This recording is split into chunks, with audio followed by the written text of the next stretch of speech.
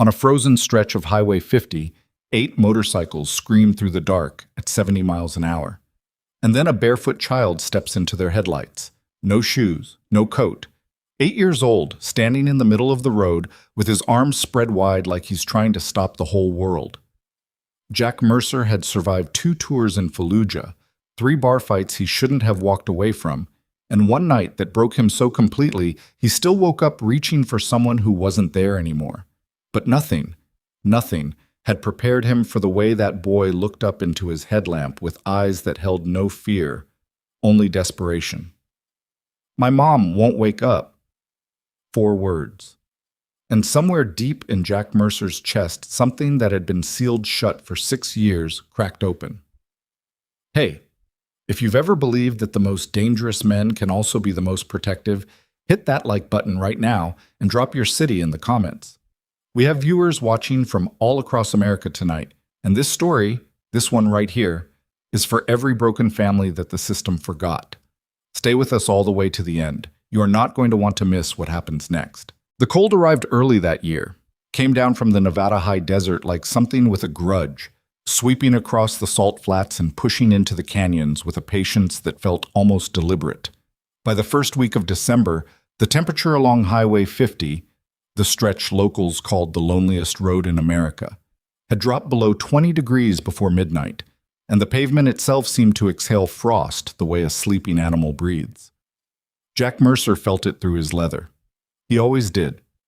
8 years of riding in every condition the American West could throw at a man had stripped away most of his tolerance for comfort, but the cold was different from rain or wind or heat. Cold had weight, cold had memory. It pressed against the old shrapnel scar along his left rib cage and reminded him, the way it always did on nights like this, that he was still alive when he probably shouldn't be. He led the Iron Riders in a loose diamond formation, the way he always led them on long stretches. Himself at the point, Vince Holloway off his left shoulder, Dutch Kramer off his right. The other 5 staggered back in the dark like a moving constellation of amber running lights and chrome. They'd ridden out of Ely 3 hours ago after dropping a machine at a member sister's house, the kind of quiet favor the club performed without announcement and without expectation of gratitude. The sister had cried anyway. They always did. Jack had stood in the driveway and stared at his boots and wished he was better at receiving someone else's relief. The highway was empty in both directions. It usually was this time of night, this time of year. The desert didn't invite company in December. It just absorbed whatever wandered into it. Jack was thinking about the heater at the Saddle Ridge Motel, thinking about bad coffee and a mattress that listed 30 degrees to the left and the particular silence of a room that contained only himself, when his headlamp caught something in the road. His hand closed on the brake before his mind fully processed what he was seeing. The rear tire fishtailed on a patch of frozen runoff. He corrected with his knee before the slide could develop into anything serious, and by the time he brought the Harley to a full stop, the boy was 6 feet in front of him, caught in the full wash of his headlight like something pulled out of a nightmare. 8 years old, maybe younger. Barefoot on frozen asphalt, wearing a flannel shirt that had been washed so many times the plaid had gone to gray, jeans with a split seam running up the inside of his left calf. No coat, no shoes. His arms were out at his sides, not in fear, not trying to protect himself, but spread wide and deliberate, like he had placed himself in the road on purpose and intended to stay there until something stopped. Behind Jack, 7 sets of brakes engaged in rapid succession. The sound rippled back through the dark like a stone skipping water.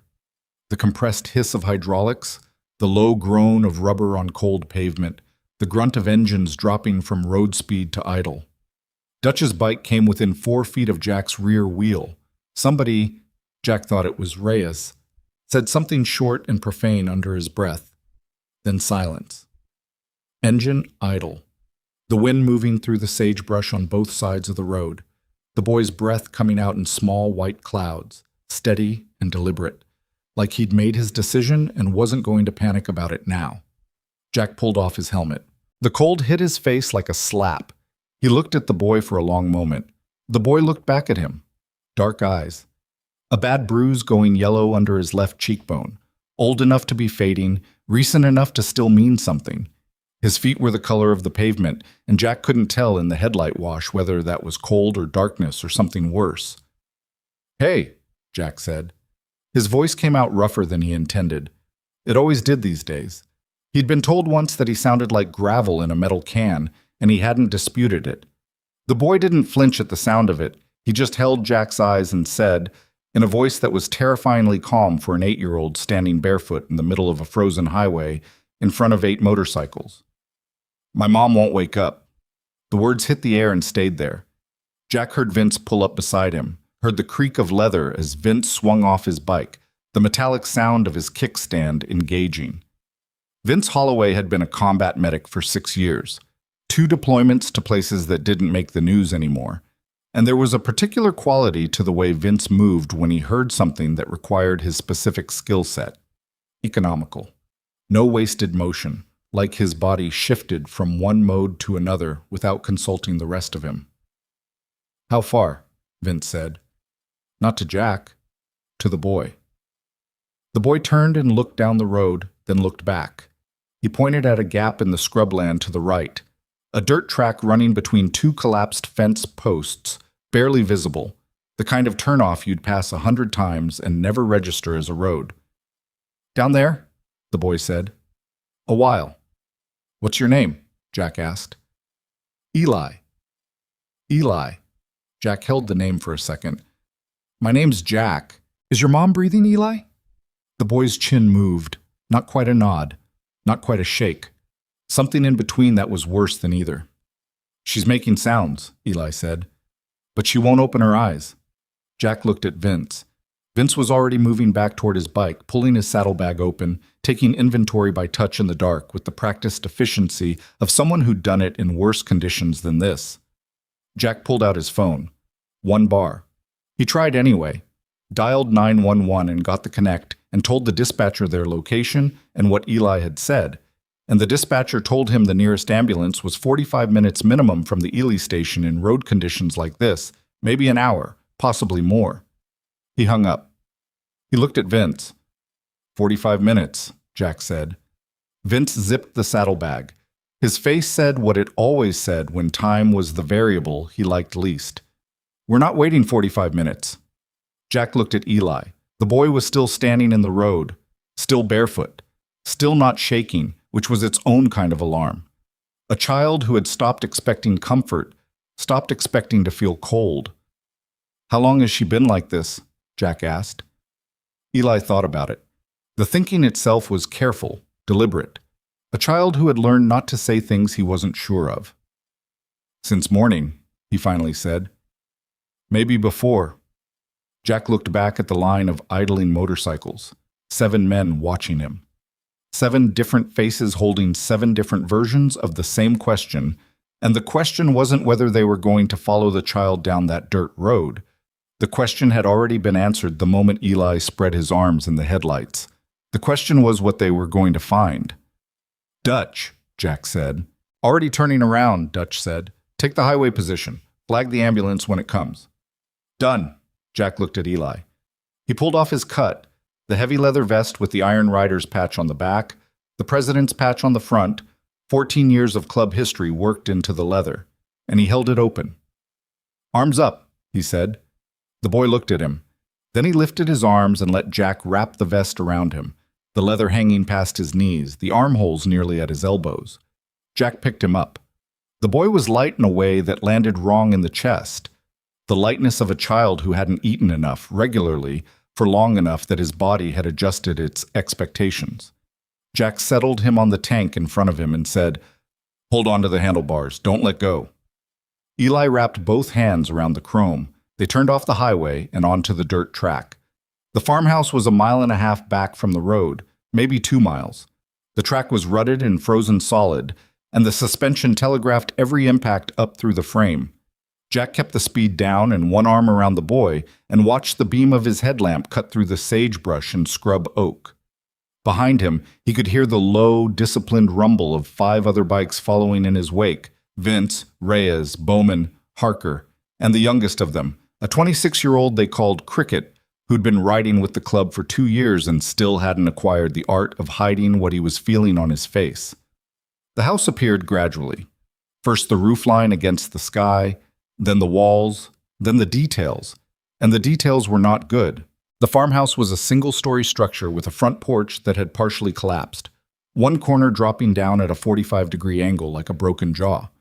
The roof over the east wing had been patched with blue plastic sheeting, the kind sold at hardware stores for emergency weather coverage, and the sheeting had torn loose on one side and was snapping in the wind with a sound like a flag in a storm. Most of the windows were intact but dark. A single light showed through the front window, the flickering, unsteady light of a kerosene lamp or a candle, not electric.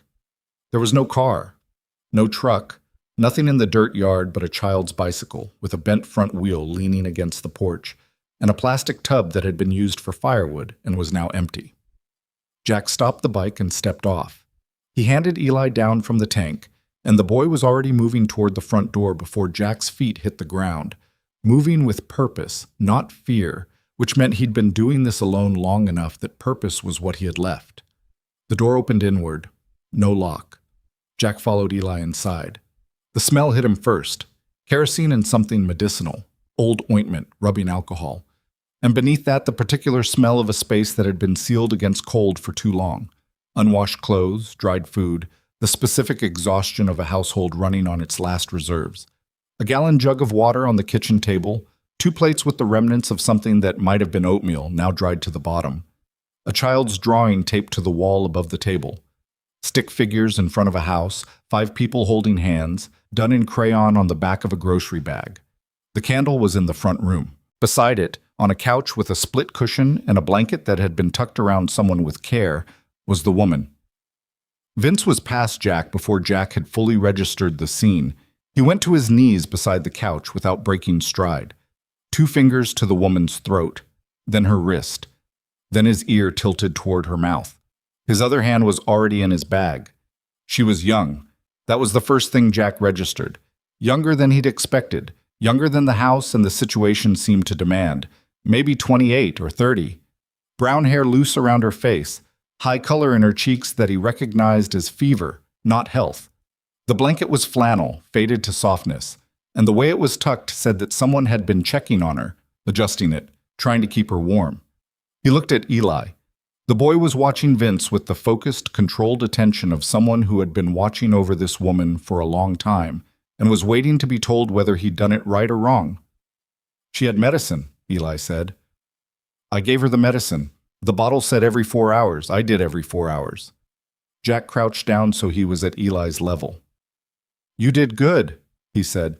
"You did exactly right."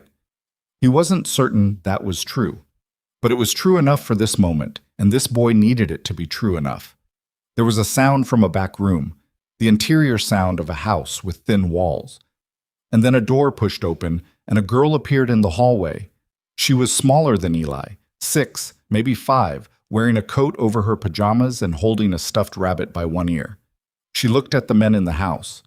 6 of them now, Reyes and Bowman and Harker and Cricket, having come through the door behind Jack.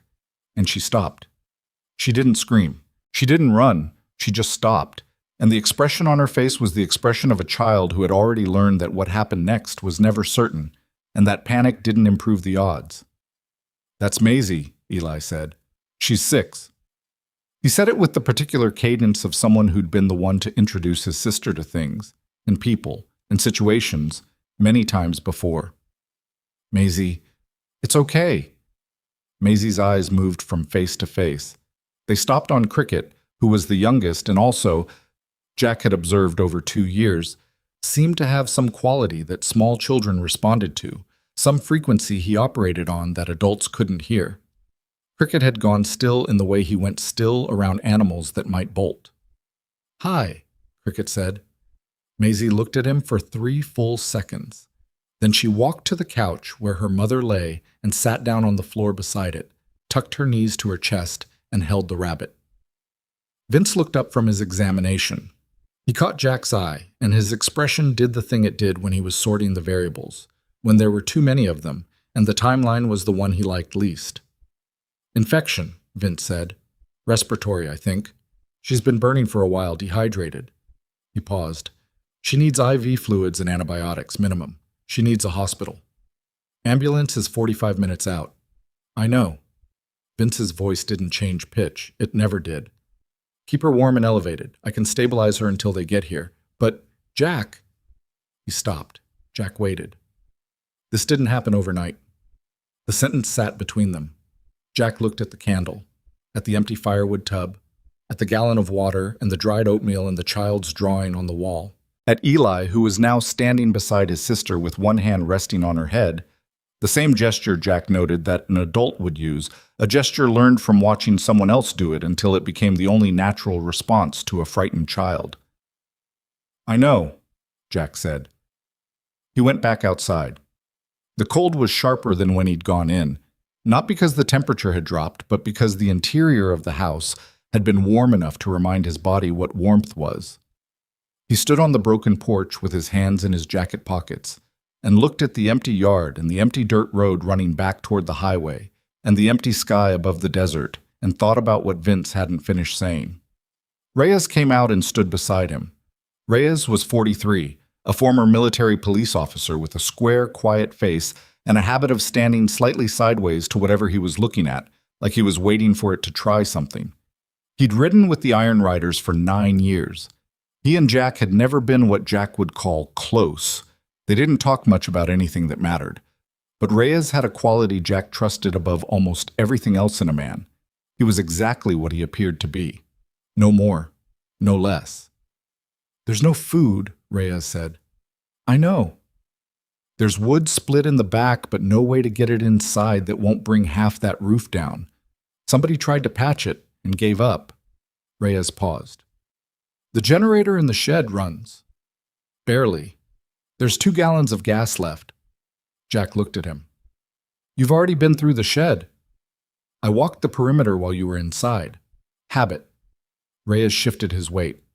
The well pump is electric, tied to the generator. When the gas runs out, they lose running water too. Jack was quiet. He could hear Vince's voice through the front window, low and steady, the tone Vince used when he needed someone to follow a direction without understanding all the reasons for it. It was a good voice for the purpose. Jack had watched Vince use it on men who were bleeding in places they didn't know about yet. Where's the father? Reyes said. Not here. I can see that. I don't know, Jack said. I didn't ask. Reyes made a sound that wasn't quite agreement. Boy runs into a highway in the dark to stop 8 bikes, he said. That's not a decision a kid makes when there are adults available. Jack thought about Eli standing in the road with his arms spread wide, the absolute certainty of the gesture, no hesitation, as if he'd thought it through and decided this was the only available option left. No, Jack said, it's not. The ambulance came in 41 minutes, which was better than the dispatcher had projected and worse than Vince would have preferred. Dutch came down the dirt track ahead of it, headlamp cutting back and forth to show the deep ruts. And when the ambulance got through the gate, 2 paramedics climbed out moving quickly, and Vince met them at the door and the handoff happened in the clipped, efficient language of people who understood the same things about time and the body. Her name was Sarah Rowan. Vince had found her wallet in the pocket of a coat hung on a hook by the door. Sarah Rowan, 29 years old, address listed as a street in Tonopah. The paramedics loaded her onto the stretcher and asked Eli who to call, and Eli named a number he knew by heart. A grandmother in Fallon, 3 hours away, and one of the paramedics tried the number and it rang out, no answer, and the other paramedic wrote something on a clipboard and looked at Jack. You family? He said. No. The paramedic looked at the club patches. He looked at the children, Eli standing by the door, Maisie still on the floor beside where the couch was, the stuffed rabbit in her lap. He made a decision the way people made decisions in situations where all the options were imperfect. We have to transport her now, Titim, he said. Protocol says we call CPS for the minors. That means a worker comes out, probably 3 hours minimum, assesses the situation, potentially takes them to county placement until next of kin is located. Eli went very still. He didn't cry. He didn't argue. He just went still with the particular stillness of a child who had heard the word placement before and understood what it meant and was trying to calculate whether there was anything he could do about it. Jack looked at the paramedic. The grandmother's in Fallon, he said. We'll keep trying the number. We're not going anywhere. The paramedic looked at him again, at the patches, at the house. That's not exactly...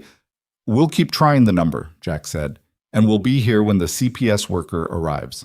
And the children will be in the house they know with their property and their food. He did not say there is no food. And their belongings, and there will be 6 adults present. That's better than an emergency placement on a Friday night in December. The paramedic looked at his partner. His partner was busy with the stretcher and didn't look back. Keep trying the number, the paramedic said finally. We will. They took Sarah Rowan out of the house and into the back of the ambulance, and Eli stood at the door and watched the ambulance go down the dirt track without making a sound. And then he turned around and looked at Jack. His eyes were dry. That was the worst of it. The dryness of them, the controlled quality, the sense that this child had used up his available panic sometime before tonight and was running on something harder and quieter now. Is she going to die? He asked. Jack crouched, eye level. He'd learned that somewhere, so he couldn't have said where, the specific protocol of getting low when you were talking to a child about something that mattered. She's sick, he said. The people taking care of her are good at their jobs. Vince? He nodded toward Vince. Vince used to take care of soldiers who got hurt. He knows what he's looking at. She's going to get medicine and fluids and people watching her. That's the best thing for her right now. Eli absorbed this. She couldn't eat, he said. I tried to make her eat. She threw up everything. That's what the infection does. It's not your fault. I know, Eli said. And the way he said it, flat, factual, uninflected, made clear he'd already had this argument with himself multiple times and reached a verdict he was still somewhat uncertain about. Maisie appeared beside her brother. She put her hand in his without looking up, the automatic gesture of 2 children who had learned that the space between them was the safest space available. Eli's hand closed around hers. Can you stay? Eli asked. Not pleading, just asking. The way you asked a question when you already knew the range of possible answers and were prepared for any of them. Jack looked at the boy. He thought about the mattress in the motel in Ely that listed 30 degrees to the left.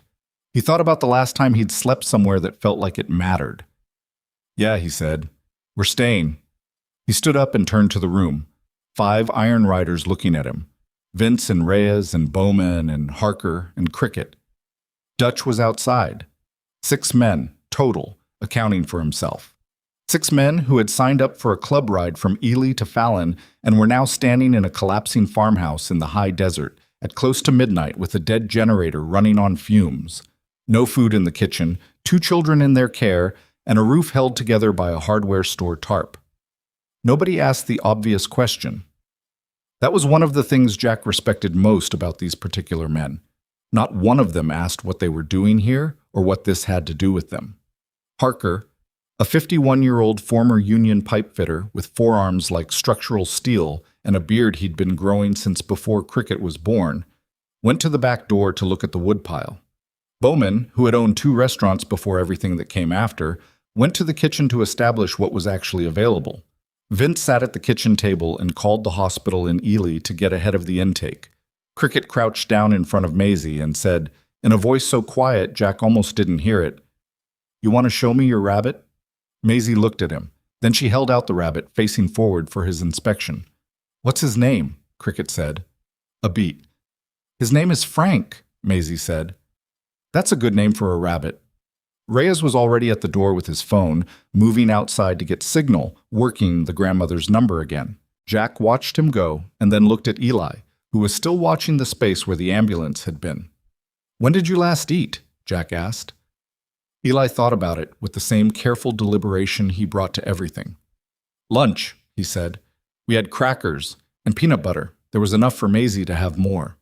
The sentence arranged itself in Jack's mind. Enough for Maisie to have more. He didn't ask the follow-up question. "Bowman's going to look at the kitchen," Jack said. "If there's nothing there, I'm going to make a run to wherever is open. What does Maisie eat?" "She likes soup," Eli said. "She doesn't like when things are mixed together." A pause. "She'll eat crackers if there's nothing else. She doesn't complain." Jack nodded. He went to the door to say something to Reyes and found Reyes holding his phone with a particular expression on his face.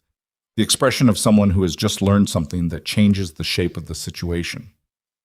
Got the grandmother, Reyes said. Good. She's in a memory care facility in Fallon. Has been for 8 months. Reyes let the phone hang at his side. Eli doesn't know. Jack absorbed this. He has the number memorized. From before, I'd guess. Jack thought about a boy with a number memorized that connected to someone who was no longer reachable in the way he remembered.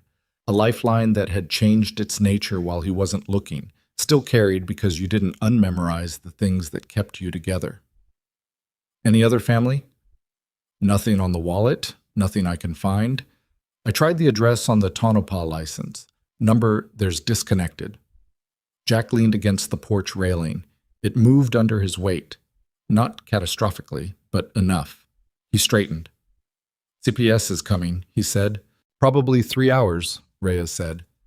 Could be more. He looked at the house. Jack, they're going to take them. I know. Emergency placement, Friday night, December. I know, Reyes. So what do we do? Jack looked at the dirt track running back toward the highway. He thought about what he'd told the paramedic. He thought about Eli in the road, arms spread, 8 years old, operating on a logic that said if nothing else has worked, then stand in front of something big enough to stop and make it stop. It was, he thought, not the worst logic he'd ever encountered. We make sure there are 6 adults and 2 fed children in a house with working heat and a present responsible party when that worker arrives, Jack said. We answer every question they have, and we do not make it easy for them to put these kids in a car. And if they do it anyway? We figure out the next step after that. Reyes studied him. Then he nodded once, the nod of a man who had decided to follow a direction he wasn't entirely certain about, which, Jack reflected, was a reasonably accurate description of most of the things worth doing. Bowman came to the door. There's half a jar of peanut butter, some crackers, canned soup, 3 cans, dried pasta, and most of a bag of oats, he said. There's also a can of chicken broth and some salt. I can make it work for tonight, but we need a supply run before morning. Make it work for tonight, Jack said. Already started. Bowman went back inside. Parker came around the corner of the house. He had wood chips on his jacket. Woodpile's good, he said. Somebody split a winter's worth. Problem is the back door path is half under the collapsed porch overhang. I can clear it, but I need an hour and something to pull with. Use the tow chain from my kit. Already grabbed it. Parker looked at the roof. That tarp is going to come down in the next high wind, and there's wind coming. I can feel it. What do you need to fix it? Parker's eyes moved across the roofline the way a tradesman's eyes move, cataloging, measuring, identifying the specific nature of a structural problem. 12 feet of roofing nail strip, heavy staple gun, and a second sheet if I can get it. Neighbor might have supplies. He looked at the empty distance in all directions. If there is a neighbor, I'll find out, Jack said. In the morning. He went back inside. Eli was in the kitchen now watching Bowman work. He was still wearing Jack's cut. It hung to his knees and the patches were dark against the faded flannel of his shirt. He was watching Bowman's hands with the focused attention of a child learning something, storing it, because this child stored everything that might be useful later. Vince had come off the phone. He moved to Jack's side and lowered his voice. Hospital says she's in intake. They'll know more in a few hours. The pneumonia's what they're saying, bacterial, from the presentation. She's not septic. That's the good news. The bad news? She wasn't going to last another 24 hours the way she was. Vince was quiet for a moment. That boy has been running this house alone for at least a week, maybe longer. Jack looked at Eli. How do you know? Because he knows her dosage schedule by heart. Because he found the hottest room in the house to put her in and kept the door closed to hold the heat. Because he rationed the food so Maisie ate more than he did. Vince paused. Because when I started my assessment, he stood where he wouldn't be in the way, but could still see everything I was doing. He's been his own medical consultant for a week. Jack said nothing. He's 8 years old, Jack. I know.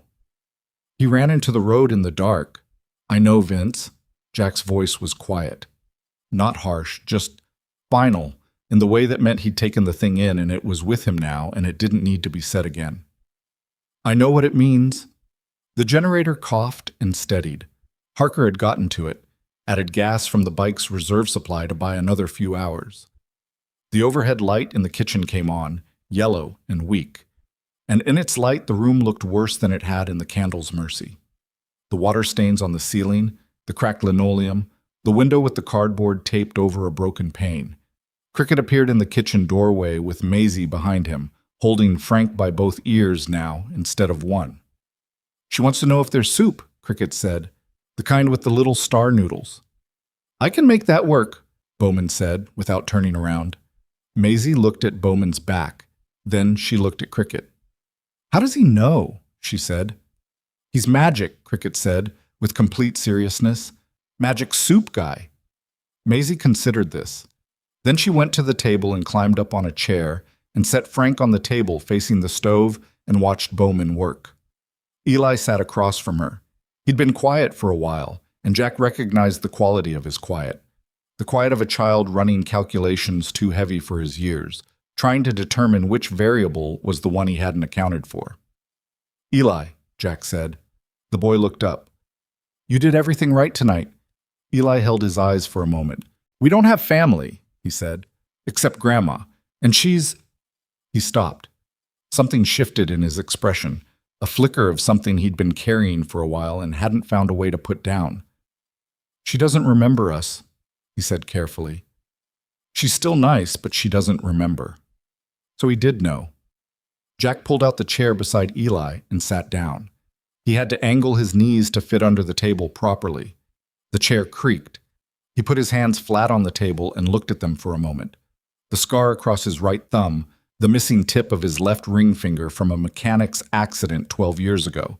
The burn scarred his wrist from an incident he didn't think about before noon. "Your dad," Jack said. Not a question, just an opening.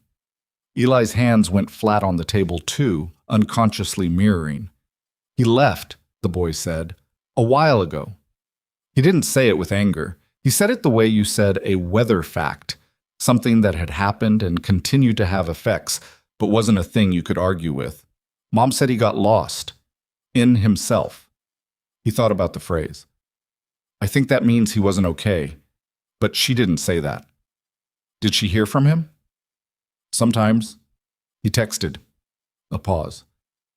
"He stopped texting a while ago." Jack thought about a man texting and then stopping.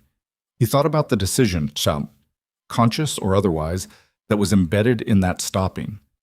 He thought about things he'd stopped doing himself once, when the weight of knowing what you were doing to someone exceeded the weight of simply going silent.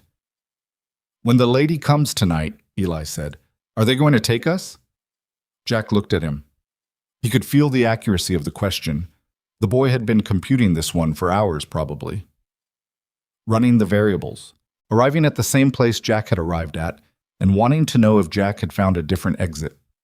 "I'm going to do everything I can to make sure that doesn't happen," Jack said. Eli studied him. "That's not a no," he said. "No," Jack said. "It's not." He expected the boy to push back, to argue, or plead, or worst of all, to shut down in the way children shut down when adults finally confirm what they'd already suspected. Instead, Eli just nodded once, with a gravity that should not have been present in an 8-year-old face. "Then we need to make the house look better," Eli said. "There's stuff in the shed. My mom organized everything. She doesn't like mess." He paused. "She's really clean. It's been hard to—" Another pause. "Can we make it look better?" Jack looked at Reyes. Reyes was already standing. "Tell me where the shed is," Reyes said to Eli. Outside, the wind had started. The advance pressure of the front Harker had felt coming, running down from the highlands and pushing across the flats with a building persistence that rattled the loose tarp and moved through the broken porch boards in low, resonant tones. The generator hummed. Inside the farmhouse kitchen, Bowman's soup was beginning to smell like something warm and real, and Maisie was explaining to Frank in a serious whisper that the big men were okay, and he didn't need to be scared. And Jack Mercer sat at a kitchen table in a collapsing house in the Nevada desert on a Friday night in December, and felt for the first time in 6 years that the thing which had cracked open in his chest when the boy spoke those 4 words might not be irreparable. He didn't know yet what was coming. He didn't know about the county CPS worker who would arrive at 2 in the morning and look at the house and make an assessment that had nothing to do with what was actually in this house. He didn't know about the call from Ely General that would come before dawn with information about Sarah Rowan's condition that would change the timeline of everything. He didn't know about the phone that was going to ring in 3 days with a number he didn't recognize, a Nevada area code, and a man's voice on the other end, rough and ashamed and barely holding itself together, who would say 4 words of his own. He didn't know any of that yet. He just knew that there was soup on the stove and a boy beside him who had stood in a highway in the dark and trusted that something would stop, and 8 iron riders who had, without a single vote or discussion, decided that stopping was exactly what they were going to do. It wasn't enough. He could already feel the shape of how insufficient it was, how much more this situation required than 6 men and some canned soup and a tow chain. But it was what was here, and what was here would have to be the beginning. He just didn't know yet that beginnings, in his experience, were always the part that looked most like endings. The CPS worker arrived at 2:17 in the morning. Her name was Sandra Tillis, and she drove a county sedan that had seen better decades, and she came up the dirt track with her high beams on and parked in the yard and sat in the car for 30 seconds before she got out, which Jack had learned to read as a person doing the mental preparation required to walk into a situation they'd already partially categorized.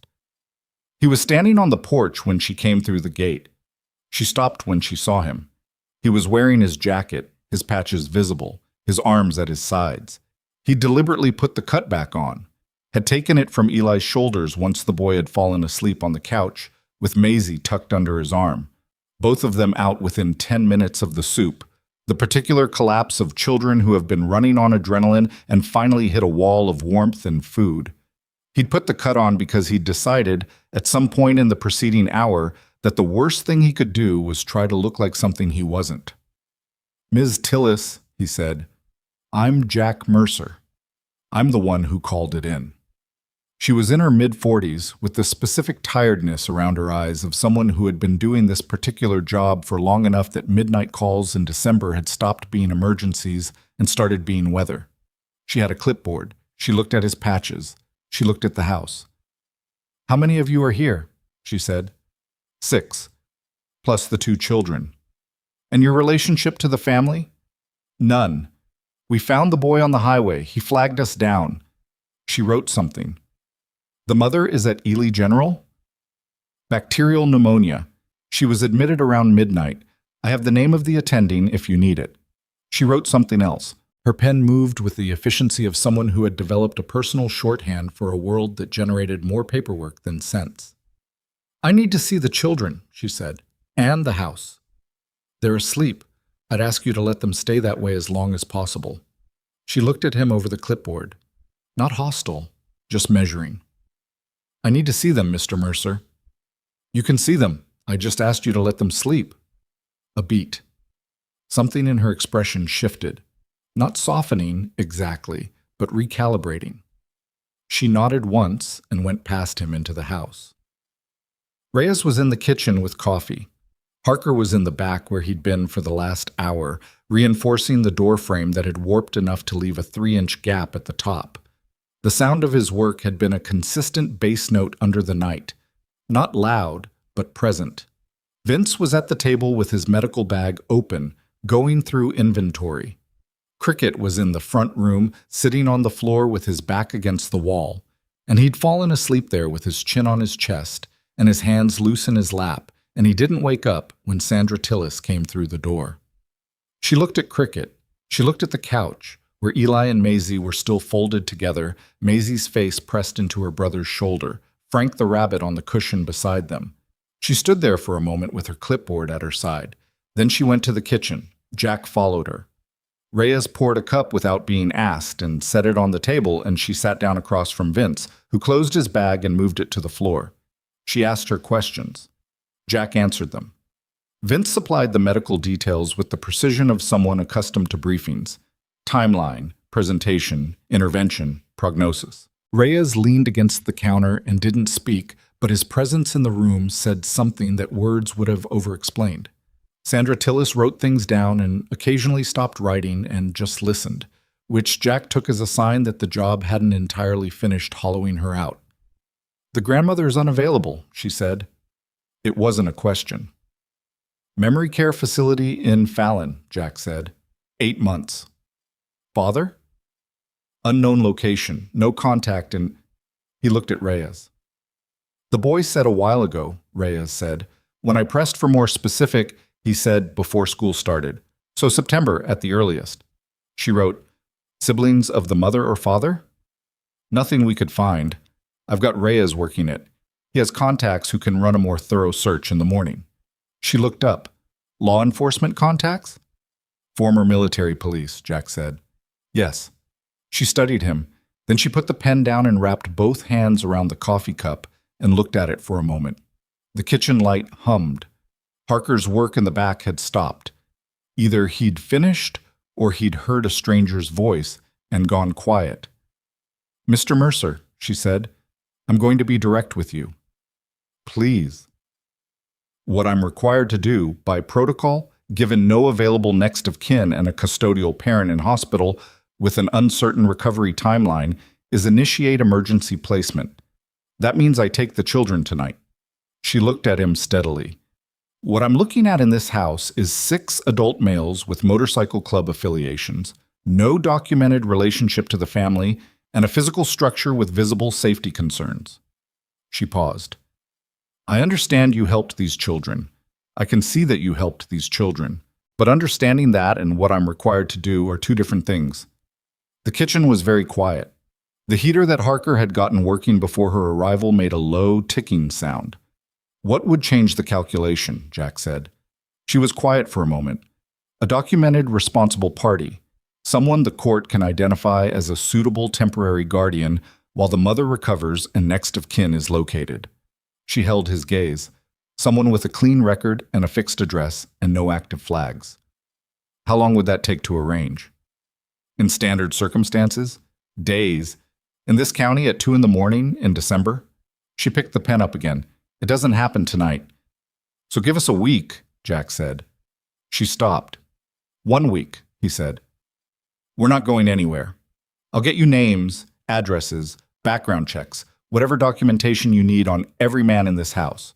Vince Holloway is a licensed EMT. He can document the children's medical status. We'll have the structural issues addressed within 48 hours. We'll have the food situation addressed before morning." He leaned forward slightly. "These children have been through enough. Their mother is 3 hours away in a hospital, and their grandmother doesn't know their names anymore, and some man they don't know left before the school year started. Let them wake up in their own house." Sandra Tillis looked at him for a long time. 7 days, she said.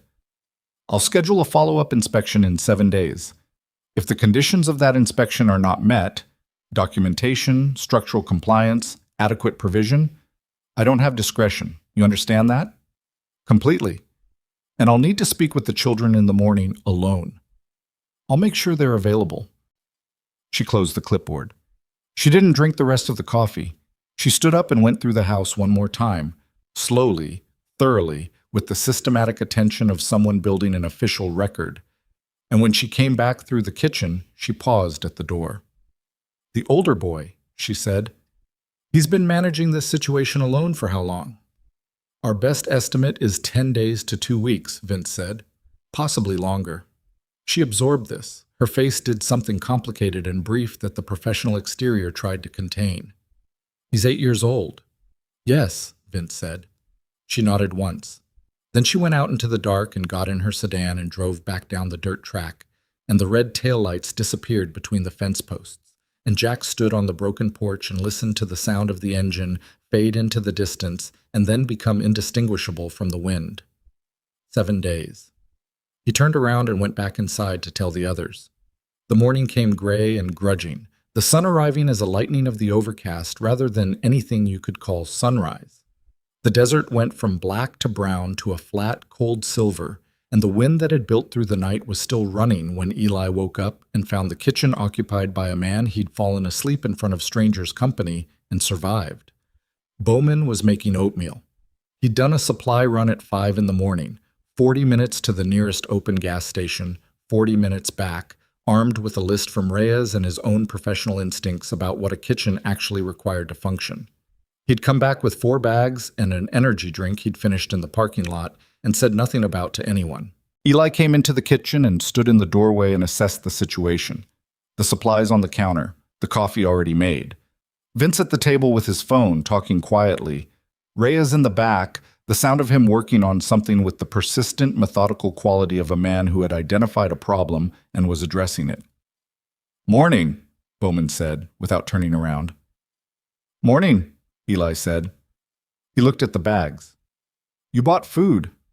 "We needed food." "We don't have money to pay you back." Bowman turned around. He was a big man, not as broad as Harker, but taller, with a face that had done a lot of living and arrived at something like equanimity about it.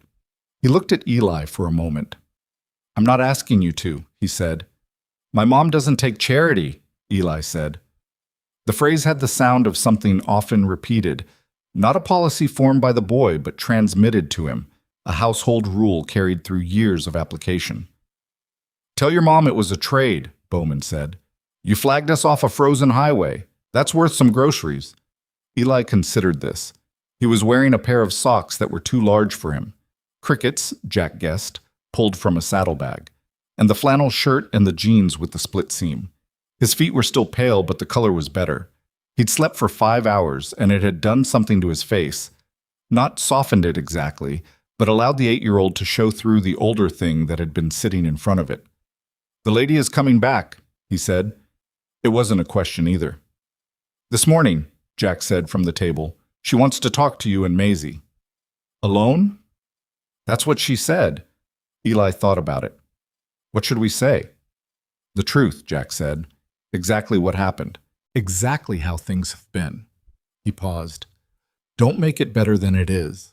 Don't be scared to say what's been hard." The boy looked at him. "She'll take us if it sounds bad." "She might take you if it sounds bad," Jack said, keeping his voice level.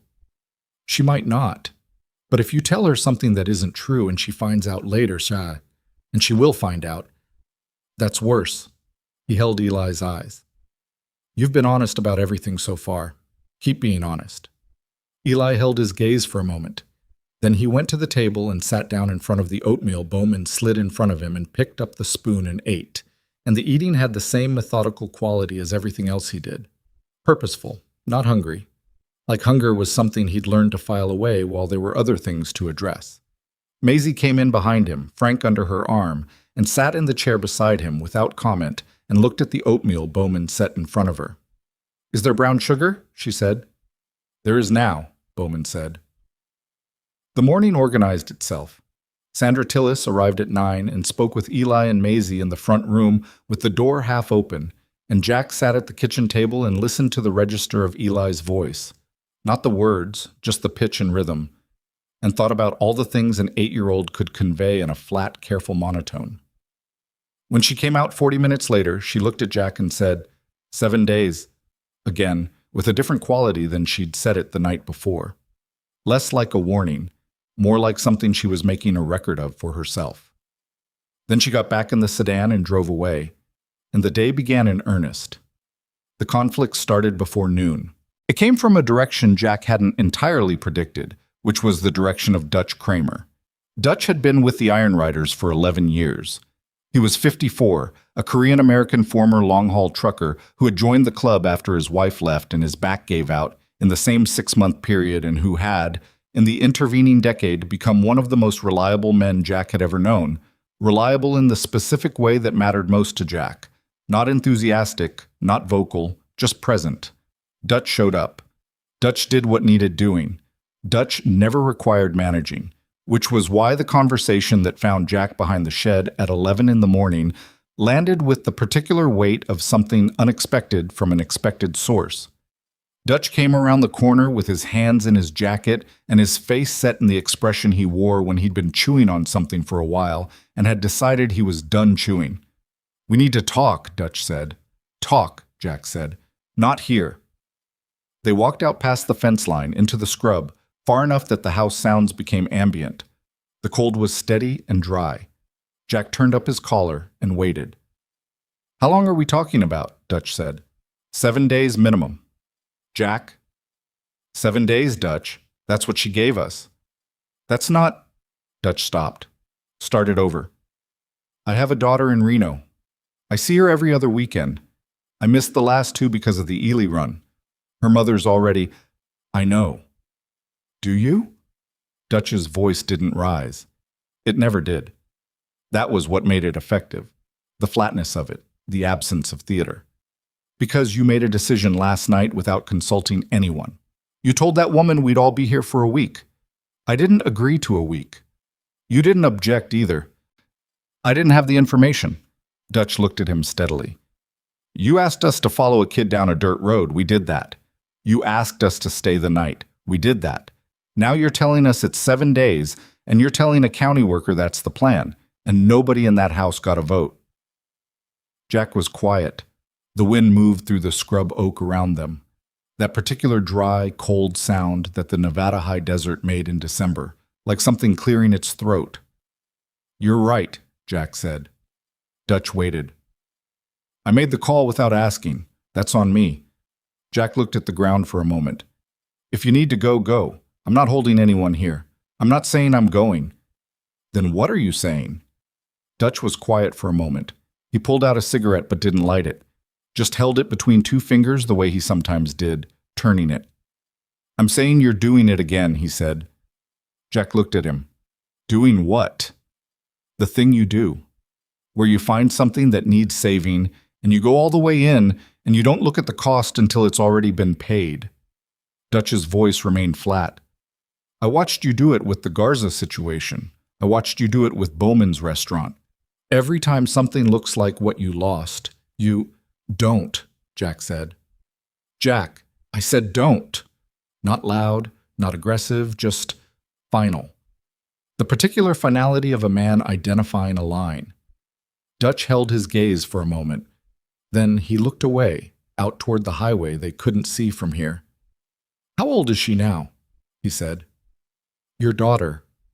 The question sat in the cold air between them. Jack's jaw worked once. I don't know exactly, he said. We haven't had contact. It's been a while. Because of what happened. Because of choices I made, yeah. Dutch put the cigarette back in his pocket. Then you understand what I'm saying about my daughter in Reno. I understand exactly what you're saying.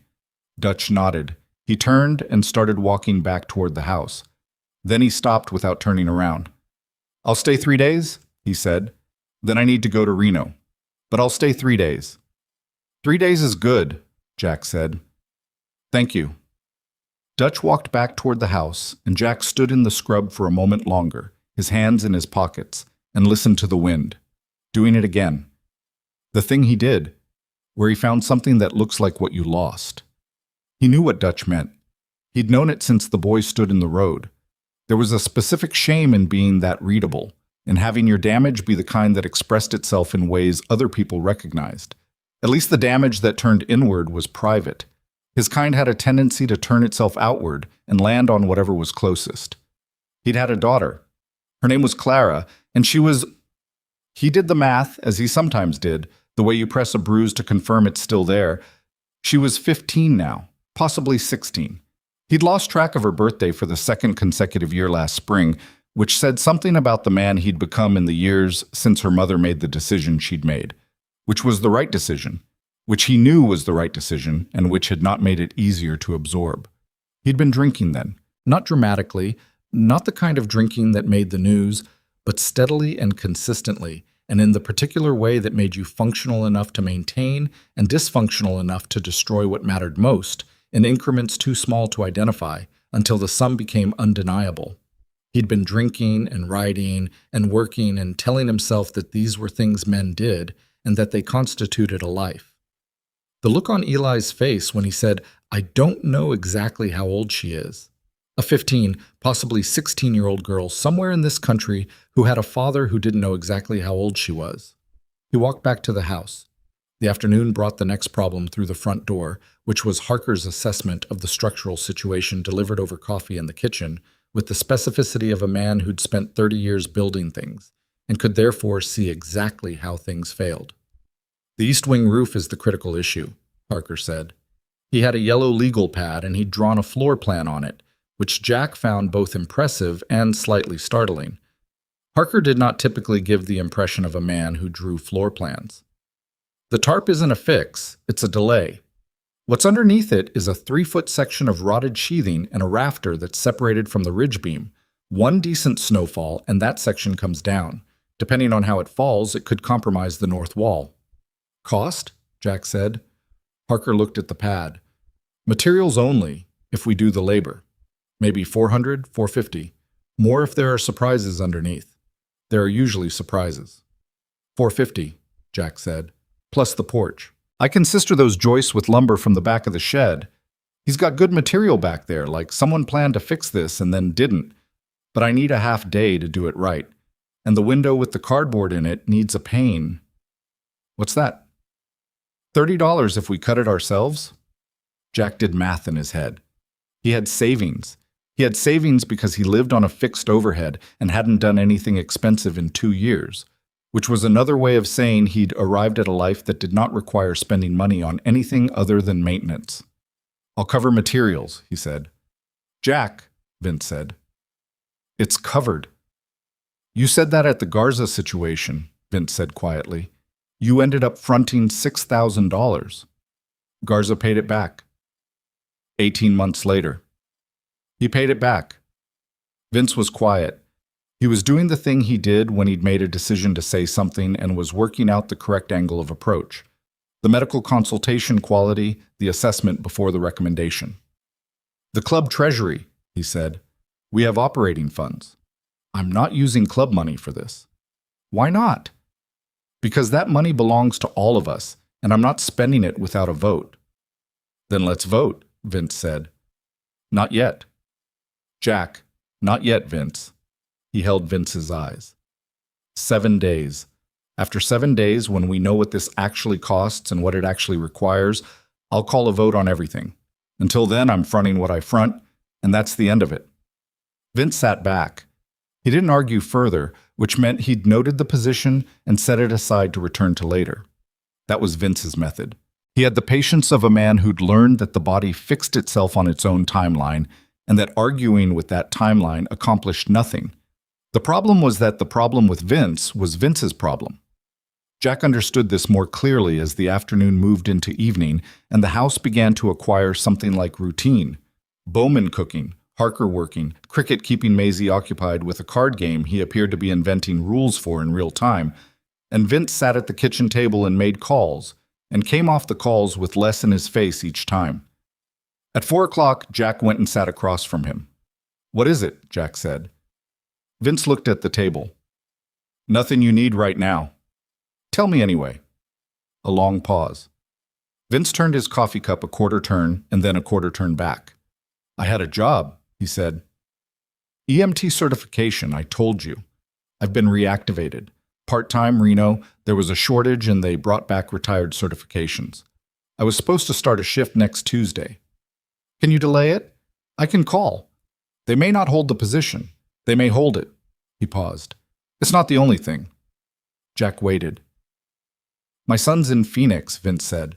We've been trying to schedule a visit for 3 months. His mother makes it difficult. We had a window, next weekend. The table between them was quiet. The heater ticked. Outside, Cricket's voice and Maisie's voice traded something back and forth. The animated, slightly chaotic register of a card game in dispute. I didn't know about the son, Jack said. You knew I had one. I didn't know it was that complicated. Vince looked at him. Most things involving children and their parents that aren't working are complicated. The sentence landed carefully, neither pointed nor especially gentle. Jack absorbed it. What do you need? He said. I don't know yet. Vince turned the cup again. What I know is that Sarah Rowan is going to be in Ely General for at least 5 days. What I know is that without a medically qualified person in this house, your argument to that CPS worker is significantly weaker. What I know is that I can give you the 5 days, and then I need to make some calls that you can't make for me. He looked at Jack directly. What I also know is that the boy upstairs, he's been asleep. He went up at 2 and it's 4. He's been asleep for 2 hours, And when he wakes up, someone needs to tell him that his mother is stable, but that stable doesn't mean better yet. And I should be the one to tell him, because I'm the one who can explain what that means without it sounding like a kindness we're performing. He paused. But I need you to hear me when I tell you that I have a son, and that I'm going to handle that. I hear you, Jack said. I'm not Dutch. I know you're not Dutch. I'm not going to give you 3 days and a deadline. I'm telling you what I have so you can plan around it. Vince picked up his coffee.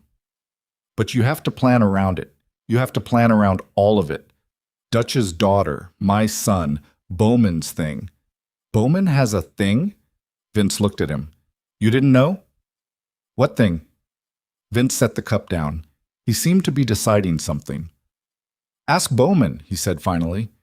Jack pushed back from the table. He found Bowman on the back step, smoking, looking at the woodpile in the last gray light of the afternoon. Bowman was 58, the oldest rider in the club, and he'd come to the Iron Riders by a route none of them had come by. 2 restaurants, a successful catering company, a marriage that had lasted 22 years before his wife got sick, and the medical bills did what medical bills did, and the restaurants went under one after the other in the same 18-month period, and at the end of it all, Bowman had sold everything that could be sold, paid everything that could be paid, and found himself at 55 with nothing left to lose, which was, he'd told Jack once, the most dangerous place a man could be, also the most free. He'd been riding for 3 years. He was the best cook any of them had encountered in any setting, and he used the skill the way other men use silence, as a way of being present without requiring acknowledgement. Jack stood beside him and waited. Vince said to ask me, Bowman said. Not a question. Yeah. Bowman took a drag. He held it for a moment. I have a court date, he said. 10 days. Jack looked at him. For what? Debt, Bowman said simply. From the restaurants. There was a creditor I couldn't fully satisfy in the settlement. They came back around. I've been in negotiation for 2 years and now there's a court date and I need to be present or the default judgment goes against me and I lose the bike. Jack was quiet. He understood what the bike meant, not as a possession, as a last line, the last thing. When exactly? He said. The 14th, that's, Bowman counted. 12 days. You have an attorney? I have myself. A pause. And Reyes. He helped me with the paperwork. Reyes knew about this and didn't tell me? Bowman looked at him. Reyes knew I didn't want you involved. I didn't want you trying to fix it. The sentence landed. Jack heard it. He heard the exact thing it said beneath what it said. The thing all of it said. Dutch and Vince and now Bowman. The whole morning and afternoon of it. You make decisions for all of us without asking. You take on costs that aren't yours. You treat the fixing like it's a thing you do alone, and we're the people who watch. I'm going to pay for the materials on the house, Jack said. I know. That's not the same. Jack! Bowman dropped the cigarette and crushed it under his boot. You have a way of turning everyone else's crisis into your cost. I've watched you do it. The club has watched you do it. And every time you go further in the hole than the situation requires. And then you have less than you started with.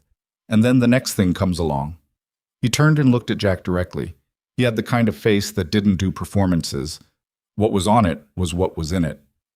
I like those kids. That boy is something else. But if you blow yourself up on this one, you're not going to be any good to anybody on the next one. Jack said nothing. Reyes is good with the paperwork, Bowman continued. My court date is 12 days out. I'm not going anywhere until Sarah Rowan's situation is clear and there are systems in place for those children, but I need to be in Ely on the 14th. He looked back at the woodpile. That's not me asking, that's me telling you. Understood, Jack said. He went back inside. Eli was on the stairs. He'd woken up at some point and come down and stopped on the 3rd step, and he was sitting there with his elbows on his knees, and from the quality of his stillness, Jack could tell he'd been sitting there long enough to hear at least some of what had been said in the kitchen. Jack looked at him. How long have you been there? A little while. What did you hear? Eli was quiet for a moment. That everyone has something they need to get back to, he said. That you're arguing about it. Not arguing, talking about it. It sounded like arguing. Jack came and sat on the step below Eli. The staircase protested his weight. Another thing on Harker's list. Another structural negotiation with a house that had been asked to hold more than it was designed for. "They're not wrong," Jack said. "Everybody has things they need to take care of. Their own things. This—" He gestured vaguely at the house. "Nobody planned to be here, including us." Eli looked at him. "Are you going to leave?" "I'm not leaving." "But the others might." "Some of them have things they need to handle. That's true." Jack looked at the boy. "But right now, tonight, we're all here, and we're going to figure out what comes after tonight, after tonight." Eli thought about this with his usual deliberate attention. "My dad used to say stuff like that," he said, "about figuring things out. He was always going to figure things out later." Jack held the boy's gaze. He didn't have an answer for that. He just held it. "Vince told me about my mom," Eli said. "He came upstairs. He said she's stable." "That's right." He explained what stable means. A pause. "She's not better yet." "Not yet, but she's safe. She's being taken care of." Eli nodded once. He looked at the wall across the stairwell. The old wallpaper with its repeating pattern of some kind of vine or leaf, peeling at the seam where two panels met. He looked at it with the expression he wore when he was processing something slowly, fitting pieces together. "What do you need?" he said. "For the 7 days. What do you actually need?" Jack looked at him. It took him a moment to recalibrate, to register that the question was serious, was practical, was coming from a child who was used to taking inventory and determining what was actually required. "Heat," Jack said. "Food. The roof holds. The CPS worker comes back and doesn't find anything that makes the situation worse." He paused. "And you and Maisie being okay. That's the main thing." Eli looked at him. "We're okay," he said. "We're better than we were." He said it without drama, without performance, factual. "What do you need from me?" Jack looked at him for a long moment. "Nothing," he said. "You've already done more than enough." Eli appeared to consider this. Then he stood up and went back up the stairs, and the old wood made sounds under his feet, and Jack sat on the step and listened to the sounds of the house. Bowman in the kitchen, Harker's work outside. Cricket's voice somewhere. Reyes on his phone in a back room, Vince moving upstairs. 6 men and 2 children in 1 week, and a house that was held together by repair and intention and the specific refusal of people who knew how to leave to stay. The night came down again. At 9 o'clock, Reyes's phone rang. Not the grandmother's number, said. A different number. A Nevada area code Jack didn't recognize. Reyes looked at it and looked at Jack and held it out. "It's asking for the Rowan residence," Reyes said. "That's the number I put on the hospital intake form. Emergency contact."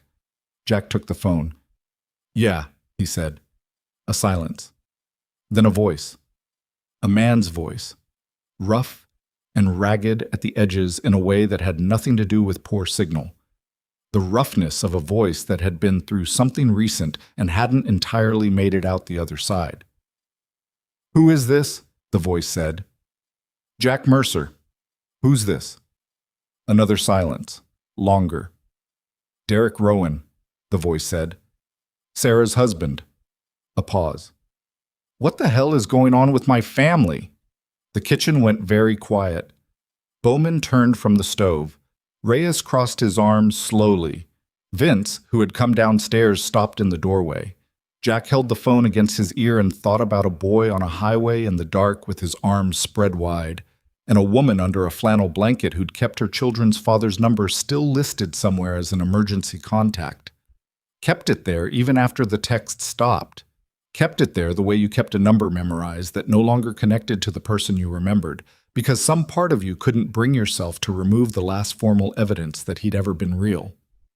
"Mr. Rowan," Jack said, "you need to hear some things, and then you need to make a decision." "Who are you?" "Someone who's been here," Jack said. "Well, you haven't been." The silence on the other end of the phone had a particular quality. Not anger. Not yet. Something closer to the specific, pressurized quiet of a man who has just had something true said to him and is trying to decide whether to hang up or stay on the line, and knows that whichever he chooses will say something about him that cannot be unsaid. He didn't hang up. And somewhere in the background of Derek Rowan's silence, Jack could hear something else. The ambient noise of wherever the man was calling from, the low television sound and the particular hollow acoustic of a cheap room. And beneath that, barely audible, the specific sound that a man made when he was holding himself very still, because if he didn't hold himself still, he was going to come apart. He was crying, quietly, the way men cried when they thought they were hiding it and weren't. Jack closed his eyes for 1 second, then he started talking. He told Derek Rowan about the highway, about Eli in the dark, about the house and the generator and the soup and Sandra Tillis and the 7 days. He told him about Sarah in Ely General, stable, not recovered. He told him about Maisie asleep upstairs with Frank the rabbit, and about his son on the 3rd step asking, "What do you need from me?" with the voice of a 30-year-old. He told him all of it. He left nothing out. He did it in the flat, direct way he did things, when emotion would be a luxury he couldn't afford. When he finished, the line was silent for a long time. "I'm in Winnemucca," Derek Rowan said finally. His voice had changed. The hollow quality was different now. More like a man who'd been carrying something in a closed space for a long time and had just heard what it sounded like described out loud. Winnemucca was 2 hours north. "I know I don't have," Derek started, stopped. "I know I can't just—" Another stop. "I've been trying to get right. It doesn't matter. It doesn't matter what I've been doing. They needed me, and I wasn't—" "Derek," Jack said. The voice on the phone went quiet. "Be here tomorrow morning," Jack said. 6 o'clock. Come sober." A long pause. "And if I can't?" Derek said. "If I can't be sober by morning?" Jack looked at the kitchen table, at the yellow legal pad with Harker's floor plan, at the coffee cups and the supply bags and the medical kit and the 7 men's worth of equipment living temporarily in someone else's house. "Then don't come until you can be," Jack said. "But understand what it costs your son every hour you're not here." The phone was quiet. Then Derek Rowan said, in a voice stripped of everything but the thing underneath, "Is he okay?" Jack thought about Eli on the step. "What do you need from me?" The inventory taking, the careful, deliberate management of a situation no child should be managing. "He's functioning," Jack said. "That's not the same thing as okay." The line went dead. Jack set the phone on the table. He looked at Reyes. Reyes looked at him with the sideways expression he wore when the variables had just rearranged themselves. "He'll either be here at 6 or he won't," Jack said. "And if he is," Reyes said, "then we have a different problem than the one we had tonight." He picked up his coffee. It had gone cold. He drank it anyway and looked at the yellow legal pad and thought about what Dutch had said in the scrub brush. The thing you do, where you find something that needs saving and you go all the way in. He thought about a 15-year-old girl, 16 possibly, whose father didn't know exactly how old she was. He thought about what it was going to cost to do this right. Not in money, in everything else. He thought about Derek Rowan in a cheap room in Winnemucca, holding a phone to his ear, listening to a stranger describe the wreckage of his family's life, and deciding whether to drive toward it or away from it. And Jack knew, with the specific, weary knowledge of a man who had once been in a cheap room making exactly that kind of decision, which way it was more likely to go. He just didn't know yet that Derek Rowan, at 3 a.m. in that cheap room, would choose wrong first, and that the choice he made at 3 a.m. would be on Jack's doorstep, or what passed for Jack's doorstep, at 6:15, and it wouldn't be the sober version that arrived. And that what happened in the next 4 minutes after that arrival would force every man in that house, Jack included, to a line they couldn't cross back over. Derek Rowan arrived at 6:17 in the morning. Jack heard the truck before he saw it, a sound that didn't belong to the desert silence, an engine running rough, missing on one cylinder, coming down the dirt track too fast for the ruts. He was already on the porch when the headlights swept the yard, already standing with his coffee going cold in his hand, already understanding from the sound of the engine and the speed of the approach, and the way the truck jerked to a stop 3 feet from the fence post that the sober version had not made the drive. The door opened. Derek Rowan got out. He was 32, maybe 33. Tall, with the particular thinness of a man who'd been burning more than he was taking in for a long time. He had Eli's coloring, the same dark eyes, the same jaw. But where Eli's face had been compressed into something controlled and careful, Derek's face was all surface, everything sitting right on top of the skin without any architecture beneath it to hold it in place. He was wearing a flannel shirt and jeans and work boots with one lace broken and retied wrong, and he smelled of whiskey from 10 feet away. He looked at the house. He looked at the bikes. He looked at Jack. "I couldn't," he started. "I told you not to come until you could," Jack said. Flat, not angry. Flat in the way that was worse than angry. "I drove around for 3 hours. I tried to. I had some in the truck, and I thought if I just got through the drive, I'd—" Derek stopped. His eyes went to the front window, to the dark glass. Are my kids?"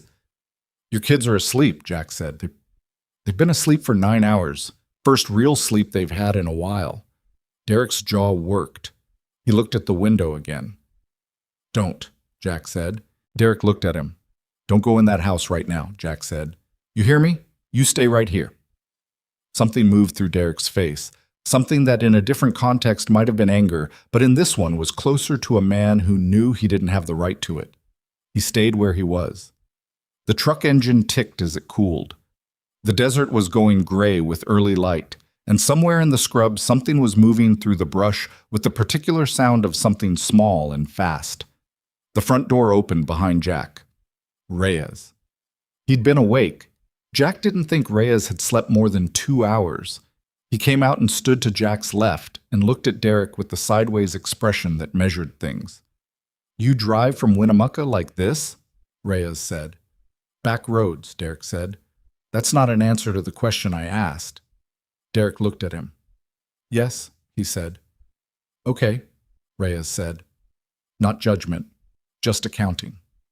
They stood in the cold, the three of them, in the early gray light of a Nevada December morning, and the silence between them had a texture to it, the texture of a situation that had just added a variable it hadn't budgeted for. "How long?" Jack said. Derek looked at him. "What? How long has it been bad?" Derek's chin dropped. He looked at his boots, the broken and retied lace. "It comes and goes," he said. After I got out, it was manageable. And then it wasn't. And I tried to keep it away from them, from Sarah and the kids. But you can't keep something like that away from people who live in the same house. And she kept trying to help, and I kept—" He stopped. Something in the sentence had led him somewhere he wasn't prepared to go out loud. "You left," Jack said. "I left so they wouldn't have to watch." He looked up. "I know how that sounds." "It sounds like what it is," Jack said. "A reason, not an excuse. You can know the difference if you want to." Derek looked at him. Something in his expression sharpened slightly.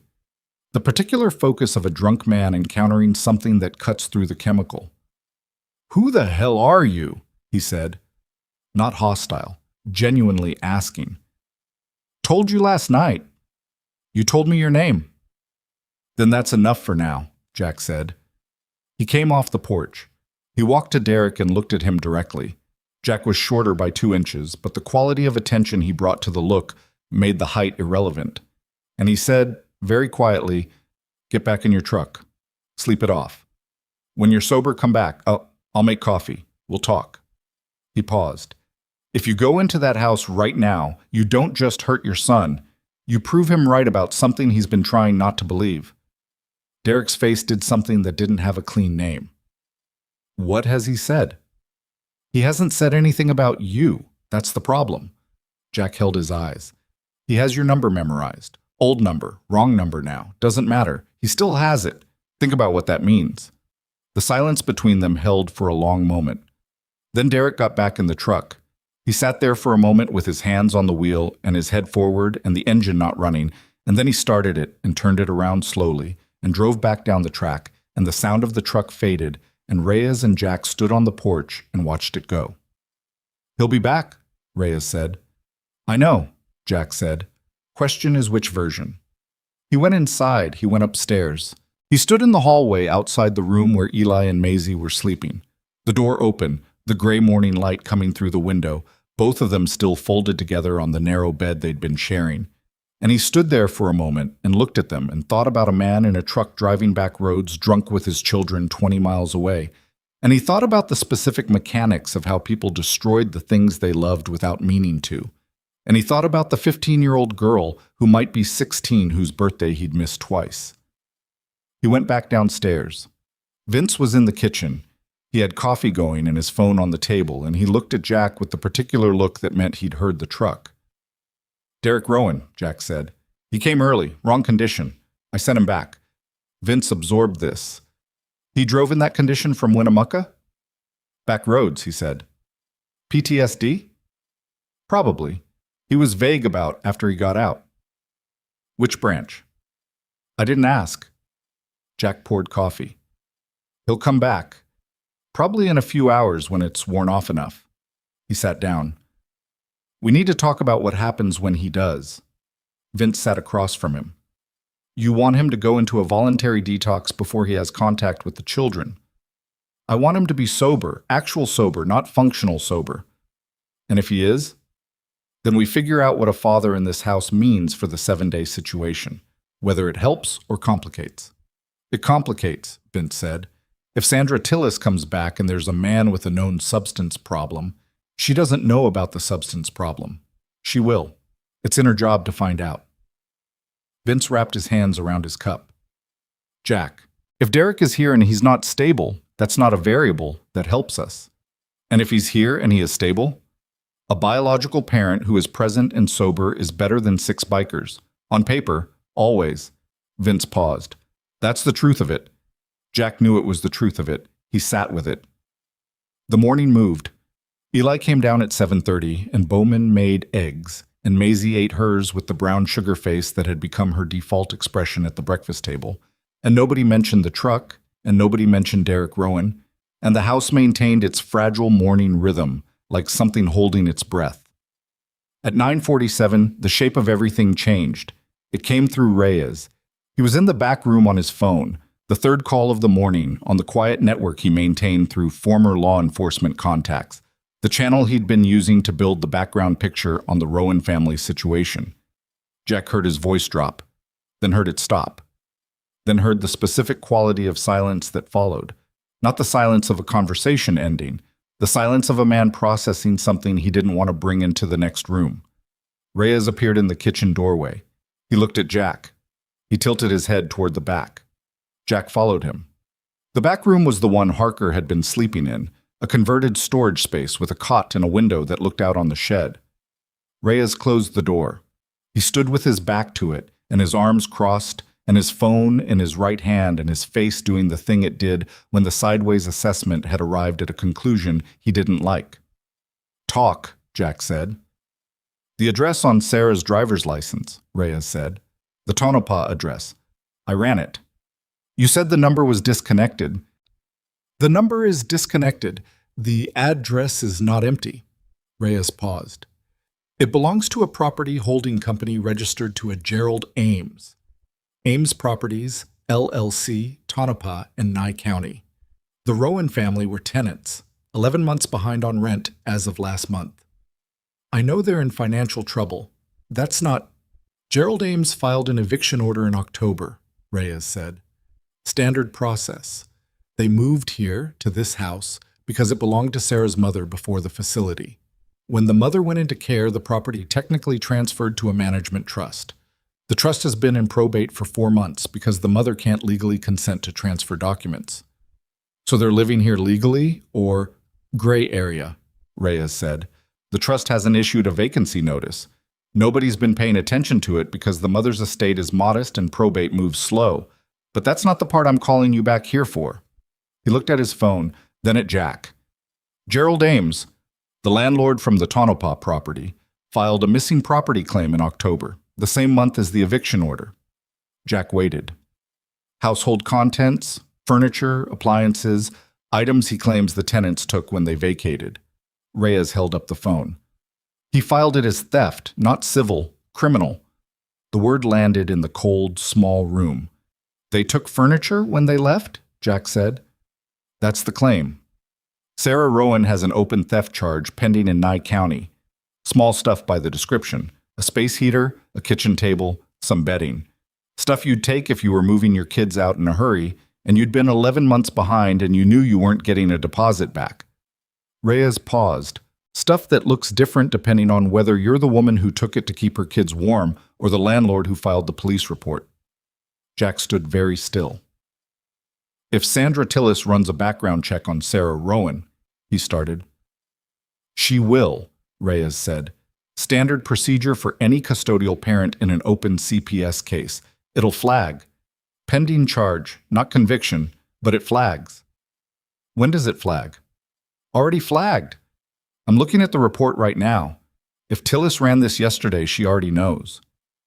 Jack thought about Sandra Tillis sitting across from him at the kitchen table with her coffee and her clipboard.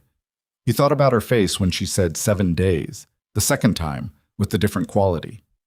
He thought about whether that quality had been something softening or something calculating, and he hated the thought even as it arrived. There's more, Reyes said. Jack looked at him. Reyes looked at the phone. He turned it face down. When he looked up, his face had gone to something Jack recognized. The expression of a former cop who'd had to deliver information that changed the status of someone in front of him and had learned to do it without flinching. Derek Rowan, Reyes said. I ran him too. And 2 priors, both in Nevada. First one, 3 years ago. DUI, Elko County, reduced to reckless. Second one, 18 months ago. Disorderly conduct in a domestic disturbance call in Lander County. He stopped. The domestic call. It's the one that matters. The room was very quiet. Who called it in? Jack said.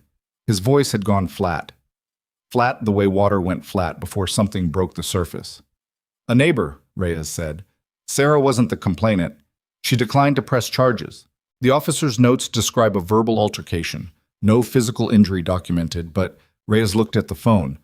The notes say the officer observed the male subject in an agitated state, and the female subject appeared distressed and would not make eye contact. Jack thought about the bruise under Eli's cheekbone. Yellow, fading. Old enough to be losing its color, recent enough to still mean something. He heard himself say, "The bruise on the boy." Reyes was quiet. I assumed it was. I didn't assume anything. I noticed it, and I filed it. Jack looked at the wall. Tell me there's no connection. I can't tell you that, Reyes said. What I can tell you is I don't know, and you don't know, and Eli hasn't said anything that points to, he wouldn't, Jack said. He wouldn't say anything that he thought would make it worse for his family. The sentence arrived in the room and took up all the available space. This was the shape of it. This was what the 7-day situation actually was.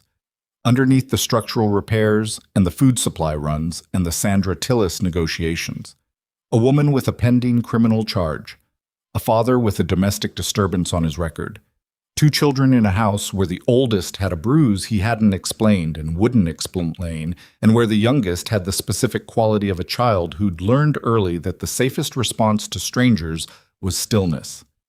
Jack had been reading Eli as a child, made careful by circumstance, by poverty, by isolation, by a sick mother and an absent father, and the weight of responsibility too large for his age. He had not considered the other reading. He was considering it now. We have to ask him, Jack said. Carefully, Reyes said. I know how to ask carefully. Do you? Reyes held his gaze. Because if you ask and he says something, or doesn't say something, that we then have an obligation to report, the 7 days goes away. Tillis gets the report, she gets the domestic on Derek's record, she gets the charge on Sarah's record, and she comes back here tonight with a court order instead of a clipboard. Jack stood in the small back room and breathed. In and out. The way he'd learned to breathe in places where breathing wrong could cost you. The deliberate management of oxygen and reaction time. He counted it without counting it, the way the body learned to do things it had been forced to repeat. And if we don't ask, Jack said, and something's there. And we kept him away this morning on my judgment, and he comes back this afternoon. I know, Reyes said. If he comes back and he's in that house, I know, Jack. They looked at each other. The weight between them was the weight of a situation that had arrived at the place where every available option cost something irreplaceable. The place where you could not move in any direction without leaving something behind. Vince knocked twice on the door and opened it. He looked at their faces and read them with the efficiency of a medic reading a scene. He stepped in and closed the door behind him. "Tell me," he said.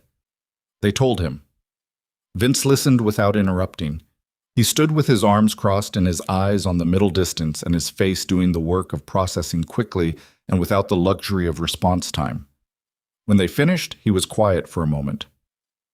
"The bruise," he said. "I looked at it yesterday." Jack looked at him sharply. "You looked at it and said nothing." "I looked at it and I wasn't certain," Vince said, with the particular precision of a man who understood the difference between certainty and suspicion and had spent a career living in the space between them. "It's consistent with a fall. It's also consistent with—" He didn't finish the sentence. He didn't need to. "What it isn't is fresh.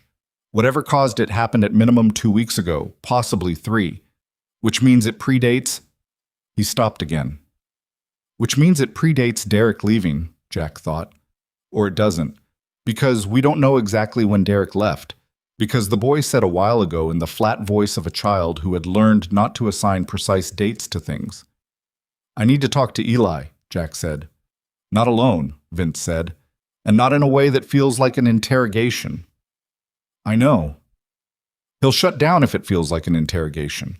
He's spent significant effort making sure the adults in his life have no reason to intervene. If he senses that the conversation is about confirming something—" "Vince, I know." Jack looked at the door. "Where is he?" "Front porch. He's been watching the road since about 8:30. Jack absorbed this.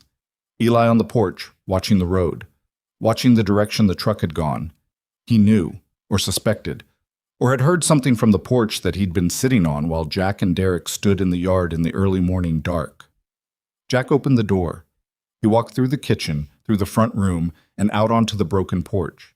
Eli was sitting on the top step, his knees up, his arms around them. He was wearing the 2 large socks and a jacket that Jack recognized as one of Cricket's. The kid had gone through his bag and pulled things out without being asked and left them outside Eli's door. And Eli had put on the jacket with the same matter-of-fact acceptance he brought to everything practical.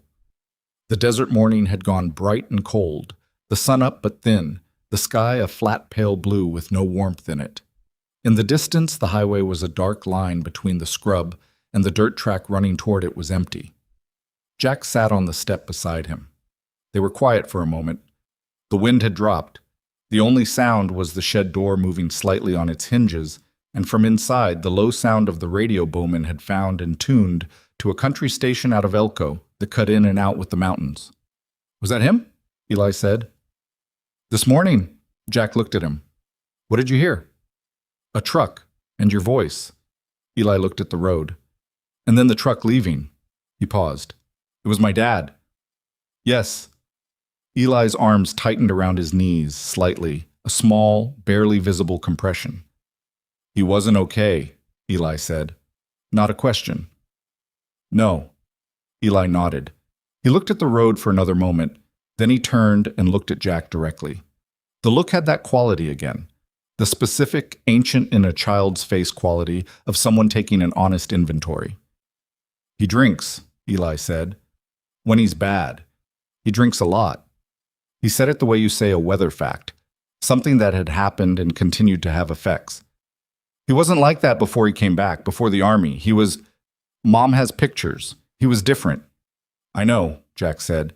"He never—" Eli stopped. He looked at the road. He looked at his hands around his knees. He looked at some precise point in the middle distance where the sentence he hadn't finished was apparently located. "He never hurt us," he said finally. "I know what you're wondering. He never hurt us." Jack sat very still. "My face," Eli said.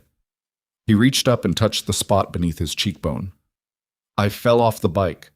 The one with the bent wheel. I'm not a good rider." He said it without defensiveness, factual, like everything he said. "It happened when Mom was already sick. She cried about it. She was worried it looked bad." He looked at Jack. "I know what it looks like." Eli, I'm telling you the truth, the boy said. His voice was steady. His eyes were steady. My dad has problems. He's not well. But he didn't do that. He dropped his hand. He left because he was afraid of what he might do. He told my mom that. He said he didn't trust himself and he was going to go until he was better. He paused. He's not better yet. Jack sat with it. He turned it in his mind. He looked at the boy's face, at the steadiness of it, at the quality of the stillness. Vince's words. He's spent significant effort making sure the adults in his life have no reason to intervene. Was this that? Or was it what it looked like? A child telling the truth with the particular dignity of someone who'd had enough of other people's conclusions. He didn't know. He could not be certain. And not being certain in this situation was its own form of answer. If your dad comes back, Jack said carefully, and he's sober, really sober, clear-eyed, do you want to see him? Eli was quiet for a long time. The shed door moved on its hinges. I don't know, he said. I want him to be okay. I want him to be the person in the pictures. He looked at the road. But I don't know if that's the same as wanting to see him. Jack nodded. He was about to stand up, about to go back inside and tell Reyes and Vince what Eli had said and begin the work of deciding what it meant, when his phone rang. He looked at it. Eli General. He answered. He listened. He said 2 words and hung up. Eli was watching him. Jack turned and looked at the boy, and in the 3 seconds before he spoke, something in Eli's face went very quiet, the way faces went quiet when they were preparing for information that would require all available resources to receive. Your mom is awake, Jack said. Eli's breath came out. One long, slow exhalation. His arms released from around his knees, his shoulders dropped. His face did something that it had not done, that he had not allowed it to do, in all the hours Jack had known him. He pressed both hands against his eyes. He didn't make a sound. His shoulders moved once. That was all. Jack put his hand on the boy's back. He left it there. He didn't say anything because there was nothing to say that was better than silence and the weight of one hand between the shoulder blades of a child who had been holding the world together by sheer determined will and had just been given, for the first time in a very long time, permission to put it down. They sat there for a moment. Then Jack's phone rang again. Different number. Local area code. Lander County. The same county where Derek's domestic disturbance record lived. He looked at the screen. Something in the back of his mind said, "Don't answer," and he answered anyway. "Mercer," said the voice on the other end. Male, official, the flat professional register of someone in a position of institutional authority. "This is Deputy Rourke, Lander County Sheriff's Office. We have a subject in custody who gave this number as his emergency contact, Derek Allen Rowan. He was involved in a single-vehicle accident on Route 361 approximately 40 minutes ago. No other vehicles involved, no fatalities. He's being treated for minor injuries at Lander County Medical." A pause. "He was over the limit, significantly over." Another pause. "There's also a complication." Jack stood up from the step. He walked to the end of the porch, out of Eli's earshot. "What complication?" he said. "Mr. Rowan was agitated during the stop. He made statements to the responding officer." The deputy's voice remained professionally level. "He made statements that the officer was obligated to relay to Child Protective Services regarding the welfare of 2 minor children, statements about the home situation, about his wife's condition." A pause. "About his own assessment of whether the children were adequately supervised." Jack stood very still. The wind came back. Just a breath of it. Just enough to move through the broken porch boards and lift the corner of the blue tarp on the east wing roof. Just enough to remind the structure what was holding it together and what wasn't. "What exactly did he say?" Jack said. "I can't relay the specifics," the deputy said. "What I can tell you is that a CPS notification has already been filed, out of Lander County, forwarding to Nye County, which is the county of record for this address." He paused. "You should expect contact today." Jack closed his eyes. Derek Rowan, in a ditch on Route 361, bleeding and drunk and frightened and ashamed, had done the one thing that could not be undone. Not from malice, From the particular catastrophic miscalculation of a man who had run out of ways to manage himself and had said the worst possible things to the worst possible person in the worst possible moment. And the institutional machinery that Sandra Tillis represented had already begun to move. And it moved in one direction only. And the 7 days that Jack had negotiated with everything he had were... Jack hung up the phone. He stood on the broken porch with the dead phone in his hand, and the cold coming off the desert in long, flat waves, and the shed door moving on its hinges, and the sound of the radio from inside the house. And he stood there for exactly 4 seconds doing nothing, because 4 seconds was what he allowed himself before the machinery had to start moving. Then he turned around. Eli was still on the top step. He'd wiped his face. He was watching Jack with the expression he wore when he'd already read the room and was waiting for the adult version of what he already knew. "Go inside," Jack said. "Get Vince." Eli stood without asking why. He went through the door. Jack heard his voice, low, direct, the specific register Eli used when he was relaying information rather than asking for comfort. And then Vince's boots on the kitchen floor, and then Reyes, and then the back door opening, and Harker coming around the corner of the house with a pry bar still in his hand. They came to the porch. All of them. Dutch and Cricket from the shed where they'd been pulling lumber. Bowman from the kitchen, still wearing the dish towel over his shoulder. Jack told them. 30 seconds. No editorializing. Derek Rowan in a ditch on 361, DUI. Statements made to a responding officer, CPS notification already filed and moving.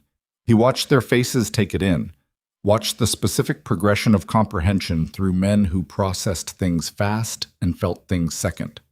Dutch said, "How long before Tillis comes back?" "Today. Could be 2 hours. Could be 4. Could be this afternoon with a court order instead of a clipboard." "And when she comes back with a court order," Reyes started. "There's nothing we can do," Jack said. "If she comes with a court order, the kids go. We can't obstruct a court order." Silence. The shed door. The radio. "So we have 2 hours," Vince said. Maybe less." Vince looked at the house, then at Jack. The assessment quality. Sorting variables, running timelines, identifying which levers still moved. "The hospital," he said. "Sarah's awake." "I know." A conscious, communicating parent changes the legal picture. She can speak to her own fitness. She can speak to the children's situation. She can... He stopped. "She's 3 hours away, Jack." "I know that too. We need her on the phone. Immediately. Before Tillis gets here." Vince was already reaching for his phone. "I'll call the attending. Patient advocacy. Get her on the line." "Do it," Jack said. Vince stepped off the porch and moved into the yard, already dialing, already composing the sentence structure of a man who knew how hospitals worked and where the pressure points were. Jack looked at Reyes. "The record," he said. "Derek's domestic. The CPS notification from Lander County. They're going to forward everything. The Nye County worker picks it up and it's in the file." "I know. Can you reach anyone in Nye County records?" Reyes looked at him steadily. "I can reach people," he said. "I can't make a pending report disappear. That's not what I do, Jack. I'm not asking you to make it disappear. I'm asking if there's someone who can ensure it's contextualized, that the officer's notes include the full picture, that Derek's statement, whatever he said, is assessed against the full record of the situation and not in isolation." Reyes looked at his phone. "I can make a call," he said. "I can't promise what it does. Make the call." Reyes stepped off the porch. Jack turned to Dutch. Dutch was already looking at him with the particular expression that said he'd run the calculation and arrived at a conclusion he wasn't going to like saying out loud. "I have to go to Lander County," Jack said. Dutch's expression confirmed it. "Derek, if he's conscious and coherent enough to talk, he can make a statement, a voluntary statement, sober enough to be on record, that corrects whatever he said in the ditch." Jack looked at him. A man who turned himself in on his own assessment. A man who requested treatment voluntarily. That's a different story than the one the officer wrote down. "You're going to drive 2 hours to talk a drunk man into going to rehab. I'm going to drive 2 hours to give a father the chance to do the right thing." Dutch looked at him for a long moment. The cigarette appeared in his fingers. Not lit, never lit on a porch near a structure, but held, turned. I'll ride with you, he said. You said 3 days and then Reno. This is day 2, Dutch said. We can make Lander and be back before dark. Jack looked at him. There was something in Dutch's face that wasn't what he'd expected. Not the measured, bounded commitment of a man counting his obligations, but something older and less negotiable. The expression of a man who understood, in his body, what it meant to drive toward the thing you'd broken rather than away from it. Saddle up, Jack said. He went inside. Eli was in the kitchen, standing at the counter, and his face said he'd been listening through the front window the way he listened to everything, quietly, completely, without being detected until you were already done. You're going to get my dad, Eli said. Jack looked at him. There was no point in the adjusted version. Yes. Is he hurt? Minor injuries. He'll be okay. Eli looked at the counter. His hands were flat on the laminate surface, both of them, the way Jack's hands went flat on tables when he was managing the weight of something. The mirroring of it hit Jack somewhere he didn't have a name for. He said something, Eli said, to the police, about us. He was scared and not thinking clearly. What did he say? I don't know exactly. But it was bad. Jack crossed the kitchen and crouched in front of the boy, eye level, the protocol he'd arrived at without deciding to. Eli, I need you to listen to me. The boy looked at him. Your mother is awake.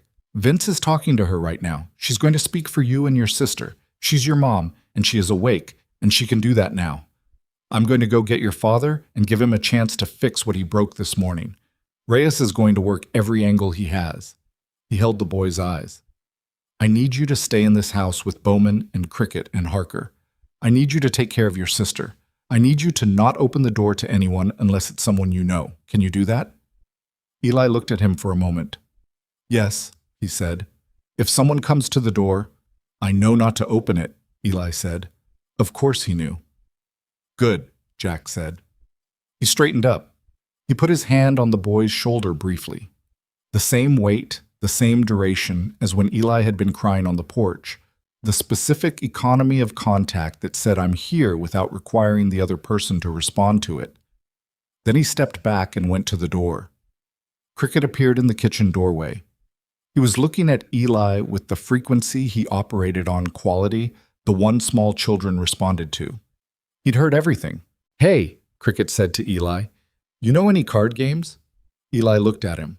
You already know card games. I know one card game, Cricket said. I've been playing the same card game for 2 days. I need variety. The corner of Eli's mouth moved, the smallest possible movement. It was the first time Jack had seen anything like it on the boy's face. Jack went out to his bike. The road to Lander County was 2 hours of cold and highway, and the particular quality of thought that came with speed and distance. The kind that stripped the problem down to its load-bearing elements and left the rest behind in the wind. Dutch rode off his left shoulder the way he always had, visible in Jack's peripheral, steady as a reference point. Jack's hands on the handlebars were cold through the gloves. He didn't adjust for it. The cold was information. It said the body was present, that the decisions being made were being made in real time by someone with skin in the game. He'd learned somewhere that physical discomfort was useful for that. It kept you from mistaking planning for living. He thought about Eli's face when the corner of his mouth had moved. He thought about a 15-year-old girl, possibly 16. He thought about the specific arithmetic of choosing, every day, to drive away from something rather than toward it, and how that arithmetic accumulated into a sum you eventually had to look at. They hit Lander County at 11:43. The medical center was a one-story building on the edge of a small town with a water tower and a hardware store and a diner, and not much else. The kind of facility that handled what it could handle and airlifted the rest. Jack parked in the lot and pulled off his helmet, and his breath came out in a white cloud. A deputy was leaning against a county vehicle in the lot. He watched Jack and Dutch come through the parking lot with the specific quality of attention that law enforcement directed at men wearing motorcycle club patches, which was the full quality, the comprehensive kind. Jack walked to him directly. Eye contact, direct line. The approach that said, I see you seeing me, and I'm not adjusting my behavior for it. Mercer, Jack said, you called me. The deputy, Mid-30s, square-faced, with the look of a man who'd been doing this job in this county long enough to have opinions, looked at him, then at Dutch, then back. "You're the emergency contact." "I am." "You family?" "No." "Then I can't let you—" "He's the father of 2 children currently in a CPS situation in Nye County," Jack said. "Those children's mother is an Ely general. The man inside made statements to your officer that have triggered a removal process for those children. I need to speak with him. If he can make a voluntary corrective statement in the next 2 hours, there is a chance that those children do not go into emergency placement tonight." He paused. "That is the full picture. You can let me in or not, but I'd like you to decide knowing the full picture." The deputy looked at him. Something moved through his face, the calculation of a man with discretion deciding whether to exercise it. 10 minutes, the deputy said. "I'll be in the hallway." Derek Rowan was in a curtained bay in the back of the facility, his left arm bandaged from wrist to elbow, a laceration on his forehead closed with 4 stitches, an IV in his right hand running saline. He looked like what he was, a man who had driven into a ditch at speed and walked away from it, which was either luck or physics, and Derek Rowan did not look like a man who currently believed in either. He looked at Jack when Jack came through the curtain. Something in his face went through 3 different things in 3 seconds: recognition, shame, and then the thing underneath both of them, which was the specific raw quality of a man who had run out of ways to avoid himself. Jack pulled the chair and sat. He put his elbows on his knees and looked at Derek directly. "Tell me what you said," Jack said. Derek looked at the IV line. "I don't remember exactly." "Try." The cop was asking about the kids, about who was with them, and I said—" He stopped. His jaw worked. "I said I didn't know if they were being taken care of. I said I didn't know who these men were. I said—" He stopped again. "I said I wasn't sure my kids were safe." The curtained bay was very quiet. "You said your kids weren't safe," Jack said. "I said I wasn't sure." "To a police officer, while you were over the limit, after you drove back roads in that condition from 2 hours away." Jack looked at him steadily. "Derek, do you understand what that statement does?" Derek's eyes went wet. He didn't look away, which Jack gave him credit for. "I panicked," he said. I couldn't get it together, and I kept driving, and then I was in the ditch, and the cop was there, and he asked about my kids, and all I could think was that I don't know these men, and I don't know. Your kids are safe," Jack said. "Your kids have been safe since we found them. Your son has been fed and warm, and the house has been repaired, and there are 6 men who have not slept enough making sure that the situation your family is in is survivable." Jack leaned forward. "And what you said to that officer is going to Nye County CPS today. Today, Derek. And when Sandra Tillis gets there with a court order, your children go into emergency placement. Tonight." Derek put his hand over his face. His shoulders moved. "Look at me," Jack said. Derek dropped his hand. "I need you to make a statement," Jack said. "Voluntary, corrective, on record. I need you to say that you were impaired and frightened and that your statement was not an accurate assessment of the situation. And I need you to request voluntary admission to a treatment facility. Today. Before we leave this building." He paused. "That's 2 things.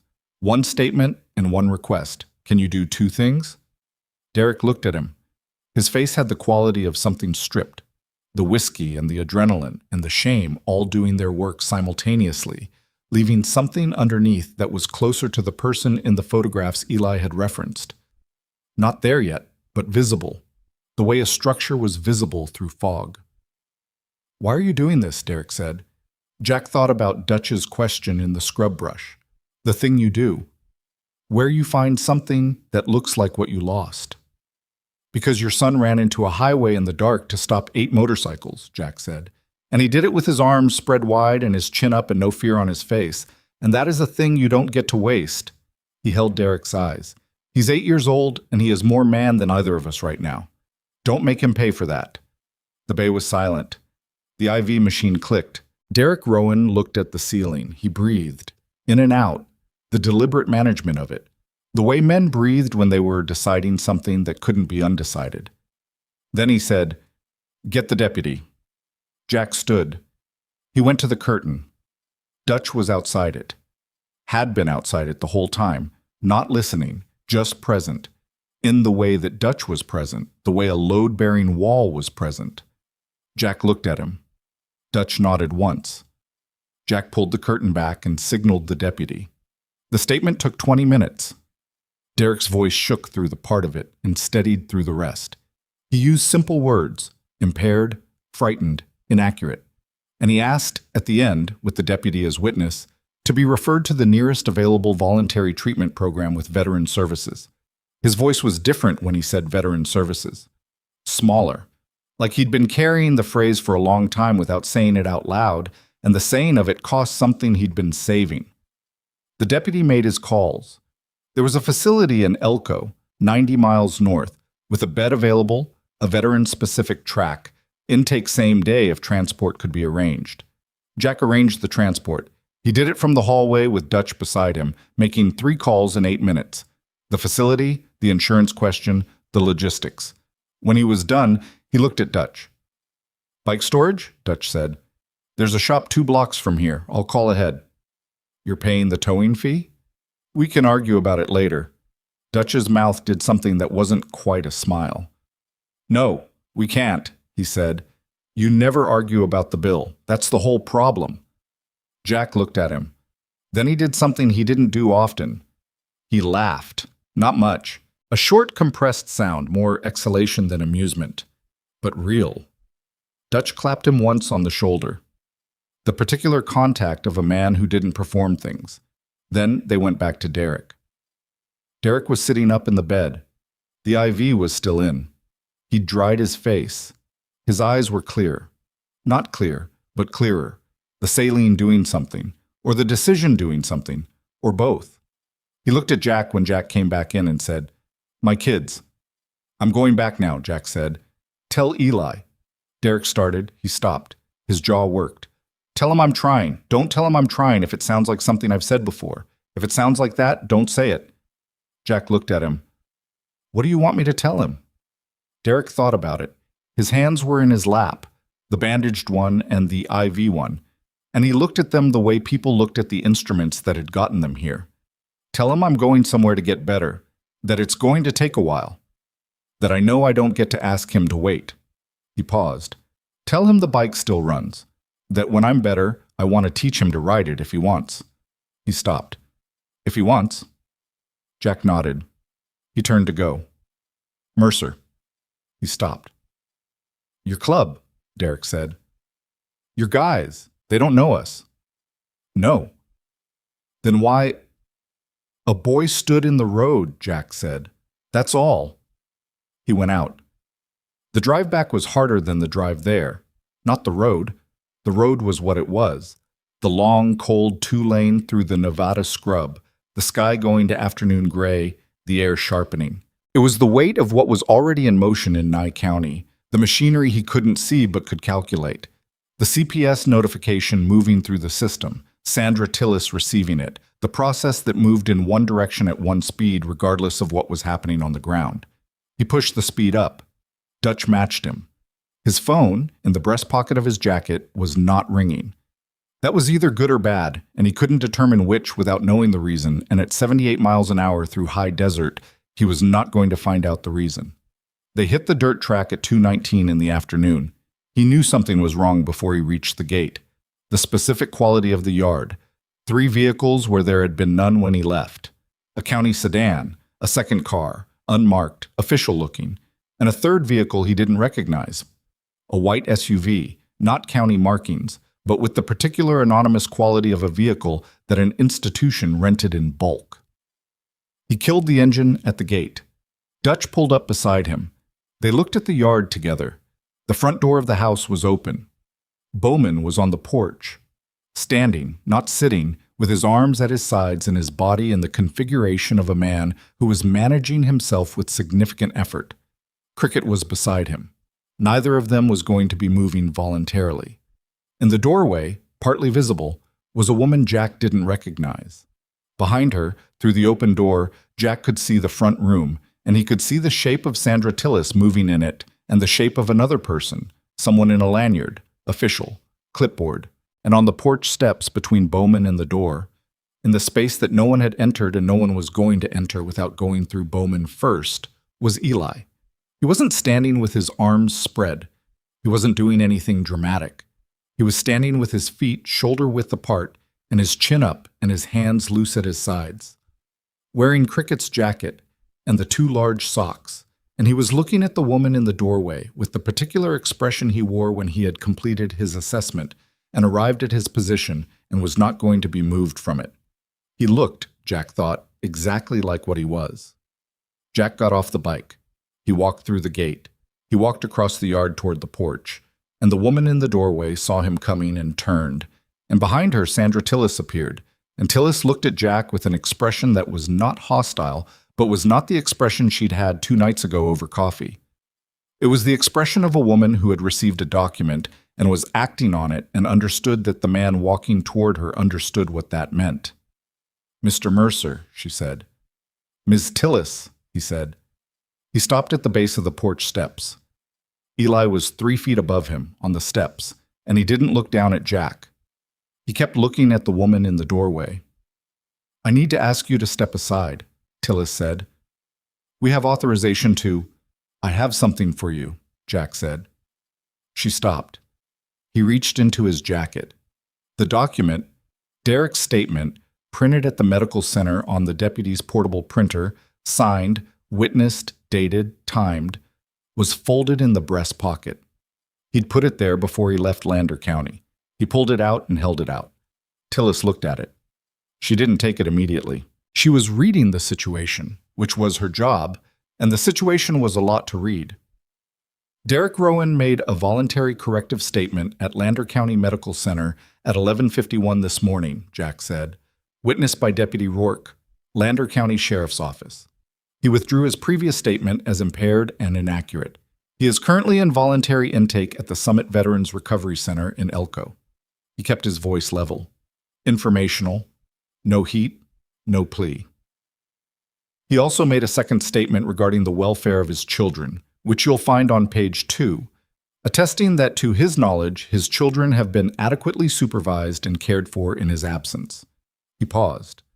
You'll also find a signed authorization on page 3 from Sarah Rowan, verbal authorization witnessed by Vince Holloway, licensed EMT, and transcribed at Ely General, stating that she has entrusted the temporary care of her children to the individuals currently present at this address, and that she does not consent to emergency placement.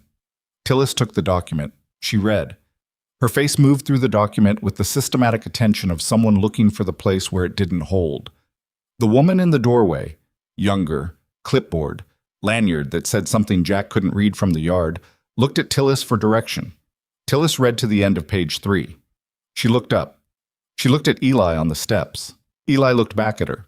Still chin up, still hands loose, still not moving. Something in Tillis's face did the complicated thing it had done the first night, the thing the professional exterior tried to contain and didn't entirely manage. The children have not been removed from the premises, she said. It was directed at the woman with the clipboard. I need to review this documentation before we proceed further. She looked at Jack. I'll need 30 minutes. Take the kitchen, Jack said.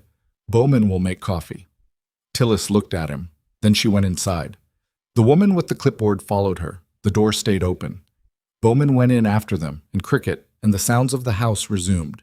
Voices, movement, the specific ambient noise of people occupying a space. Eli hadn't moved. Jack came up the steps and stood beside him. They both looked at the yard, at the 3 vehicles, at the dirt track running back to the highway.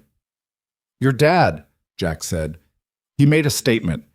He corrected what he said this morning. Eli was quiet for a moment.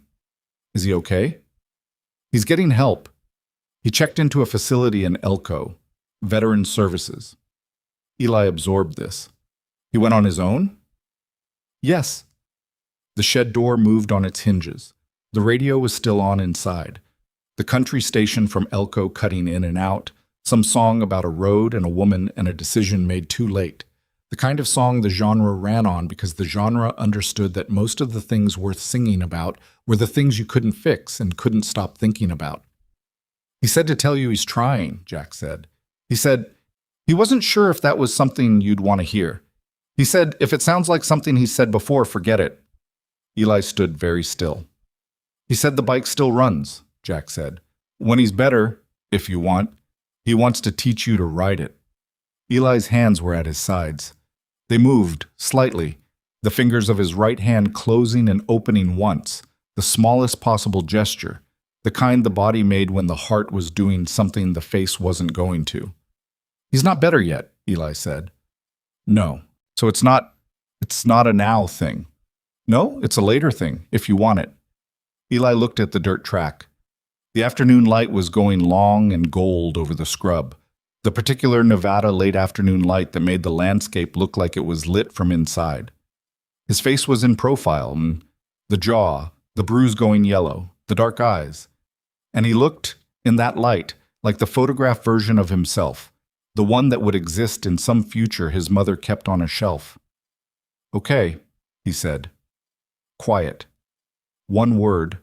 The word of someone filing something away in a place they'd return to later when they had the space to look at it properly. Then he turned and went inside. Jack stood on the porch alone. He looked at the three vehicles. He looked at the highway line in the distance, barely visible through the scrub where 8 motorcycles had been running hard 2 nights ago and a boy had stepped into the headlights with his arms spread wide. He thought about what was in that kitchen right now. Sandra Tillis with Derek's statement, and Sarah's authorization, and 30 minutes to decide whether the paperwork was enough or whether the machinery moved anyway.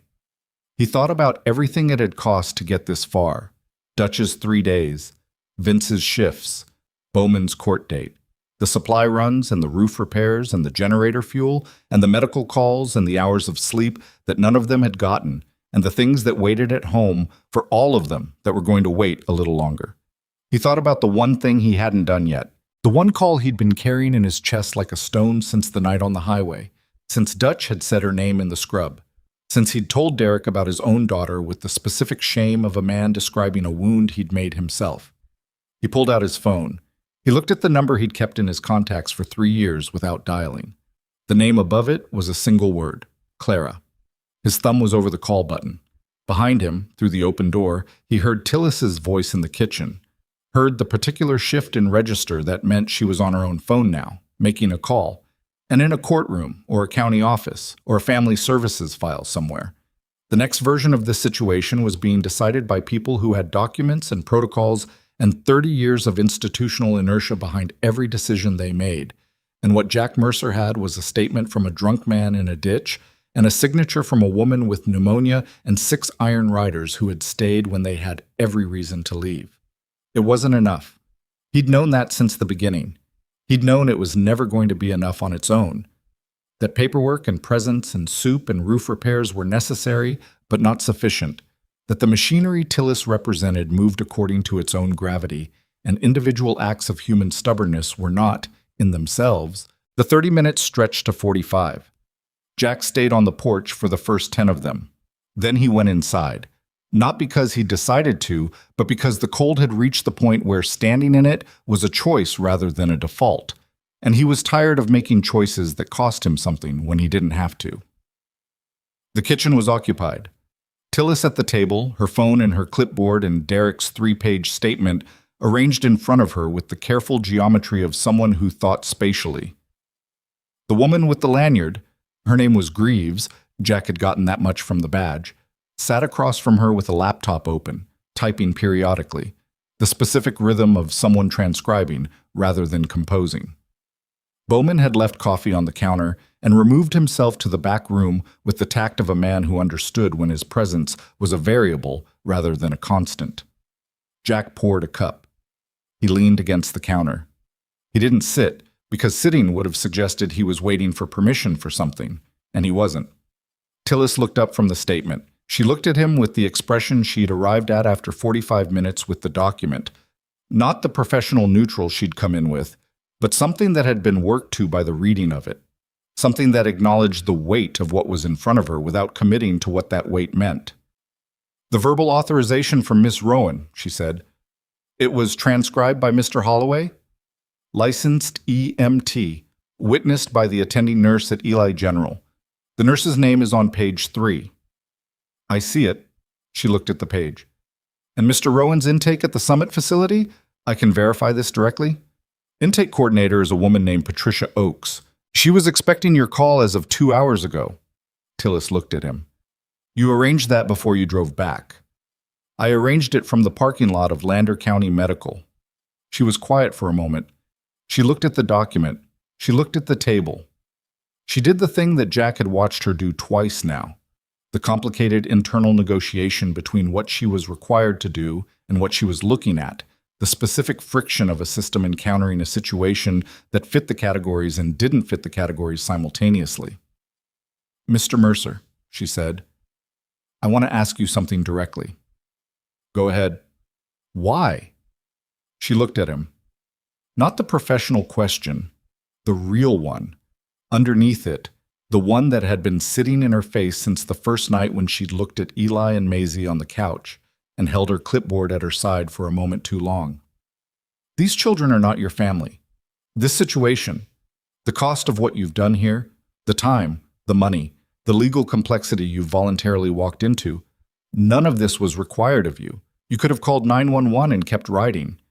Jack held her gaze. He thought about the answer he could give, the practiced one, the one about the club and brotherhood, and the code they rode by. He thought about the true one, which was harder and smaller and didn't make as much sense out loud as it did inside. I had a daughter, he said. I have a daughter. She's 15, maybe 16. I don't know exactly because I've been making the wrong choices for long enough that I lost track. He looked at the counter. The night that boy ran into the road, I saw the look on his face, the way he just stood there and decided that this was the thing he had left, stopping something big enough to matter. And I recognized it. He paused. I recognized the face of a kid who's been doing the adult's job and running out of road. He looked at Tillis. I don't have a better answer than that. Tillis looked at him for a long moment. Then she picked up her phone and called Patricia Oakes at the Summit facility. The call took 11 minutes. Jack stayed at the counter and didn't move and didn't speak and let the call be what it was. Greaves typed. The heater ticked.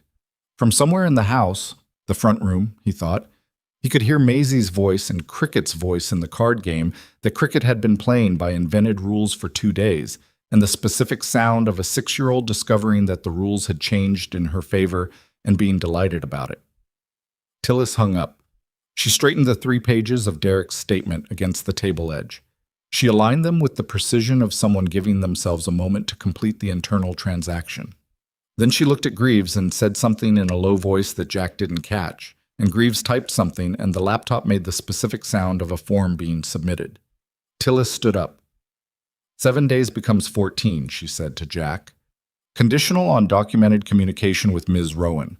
I'll need bi-weekly updates on her recovery status. Conditional on Mr. Rowan's continued voluntary participation in treatment. Conditional on a second home inspection at the 14-day mark. She looked at him steadily. The structural issues documented in my first report will need to be fully remediated by that inspection. They will be, Jack said. Mr. Mercer. Her voice was level, neither warm nor cold, the professional register of someone who had made a decision and was standing behind it without performance. I've been doing this job for 19 years. I have seen a lot of situations that looked like this one and were not. She held his eyes. I am choosing to believe that this one is what it looks like. Don't make me wrong about that. I won't, Jack said. She picked up her clipboard. She nodded once at Greaves. They went through the house and out the front door, and the county sedan and the white SUV started up and went down the dirt track, and the sound of them faded the way all vehicles faded on that road. First engine, then tire sound, then nothing but the desert. Vince appeared in the kitchen doorway. He looked at Jack. He looked at the empty table where the document had been. 14 days, Jack said. Vince let out a breath. Not dramatic, just a breath. The particular exhalation of someone releasing pressure that had been structural. He sat down in the chair Tillis had been sitting in and put both hands flat on the table and looked at them for a moment. The roof, he said. Parker has 2 days of work left on it, maybe 3. The porch joists? Done. He finished this morning. The window. Cricket put the pain in yesterday. Jack picked up his coffee. It was cold again. He drank it anyway. It's going to be okay, Vince. Vince looked up at him. The job in Reno, he said. Call them. They may not hold it. Call them.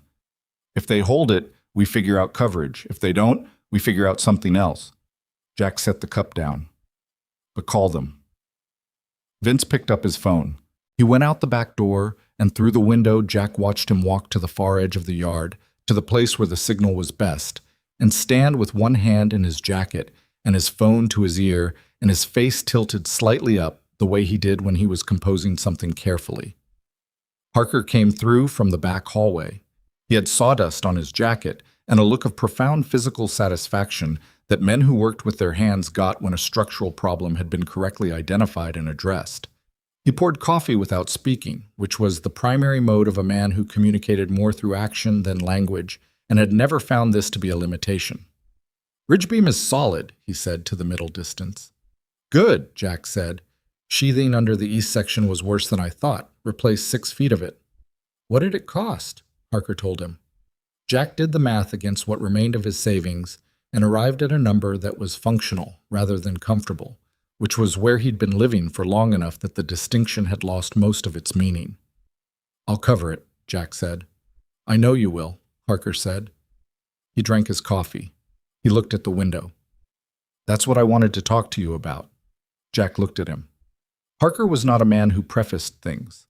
He set his cup down and looked at Jack directly with the square, unhurried attention of a man who had spent 30 years on construction sites where the only language that mattered was honest and specific. The club, he said. We should vote. Parker, I know you don't want to use the Treasury. I know you've been fronting everything. I'm not talking about the Treasury. He paused. I'm talking about us. The 6 of us. Individual. Whatever we can do, we each decide. Nobody's arm gets twisted. He looked at his coffee cup. I have some savings. Not a lot. Enough to cover what you've spent on materials and then some. That's your savings, Jack said. I know whose savings they are. Parker's voice was level, not emotional. The way he discussed structural loads was the way he discussed everything, with the plain acknowledgement of what could bear weight and what couldn't. I've been sleeping in a house with 2 kids for 3 days. I put in a ridge beam. The roof's not coming down. He picked up his cup again. That's mine. I did that. You can't pay me for it. Jack was quiet. Dutch already talked to me, Parker said. Before he drove to Lander with you, he wants to put in for the court filing on Bowman's debt situation. Says it's not charity, says it's the same as if Bowman had been running a favor for the club and the cost came back on him. He shrugged, a minimal movement. Reyes said he'd cover the Nye County filing fees if we need a family law consultation. Jack looked at him for a moment. He thought about what he'd said to Derek Rowan in the Curtin Bay. A boy stood in the road. That's all. He thought about the simplicity of it, the way things that were complicated from the outside were sometimes very simple from the inside, if you were willing to be inside them. I'll take the offer, Jack said, and I'll thank you once and not again. Once is enough, Parker said. He picked up his coffee and went back down the hallway, and the sounds of his work resumed in the east wing, the steady, purposeful sound of someone finishing a job correctly. Jack stood in the kitchen for a moment. Then he went to find Eli. The boy was in the front room, on the couch where his mother had lain 3 nights ago. He wasn't doing anything, not reading, not talking, not the card game with Cricket. He was sitting with his feet on the cushion and his arms around his knees and his chin resting on them, looking at the window. The kerosene lamp was off. The electric light was working now. The generator fuel supplemented by a full can Reyes had brought in from the gas station run. And the afternoon was outside the window in long gold lines through the scrub. Jack sat in the chair across from him. The chair creaked.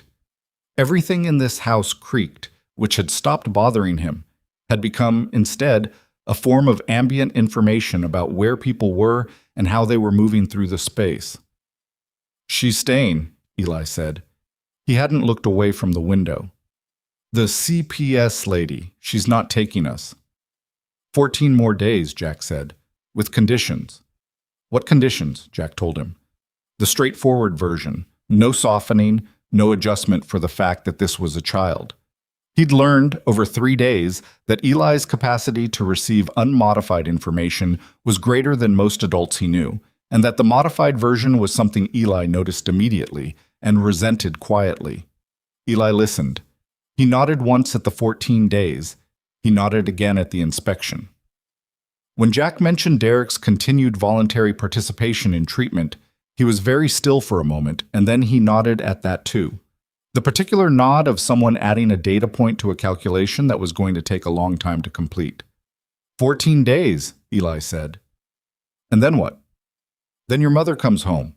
She's going to need recovery time. She won't be at full strength, but she'll be here. Jack looked at him.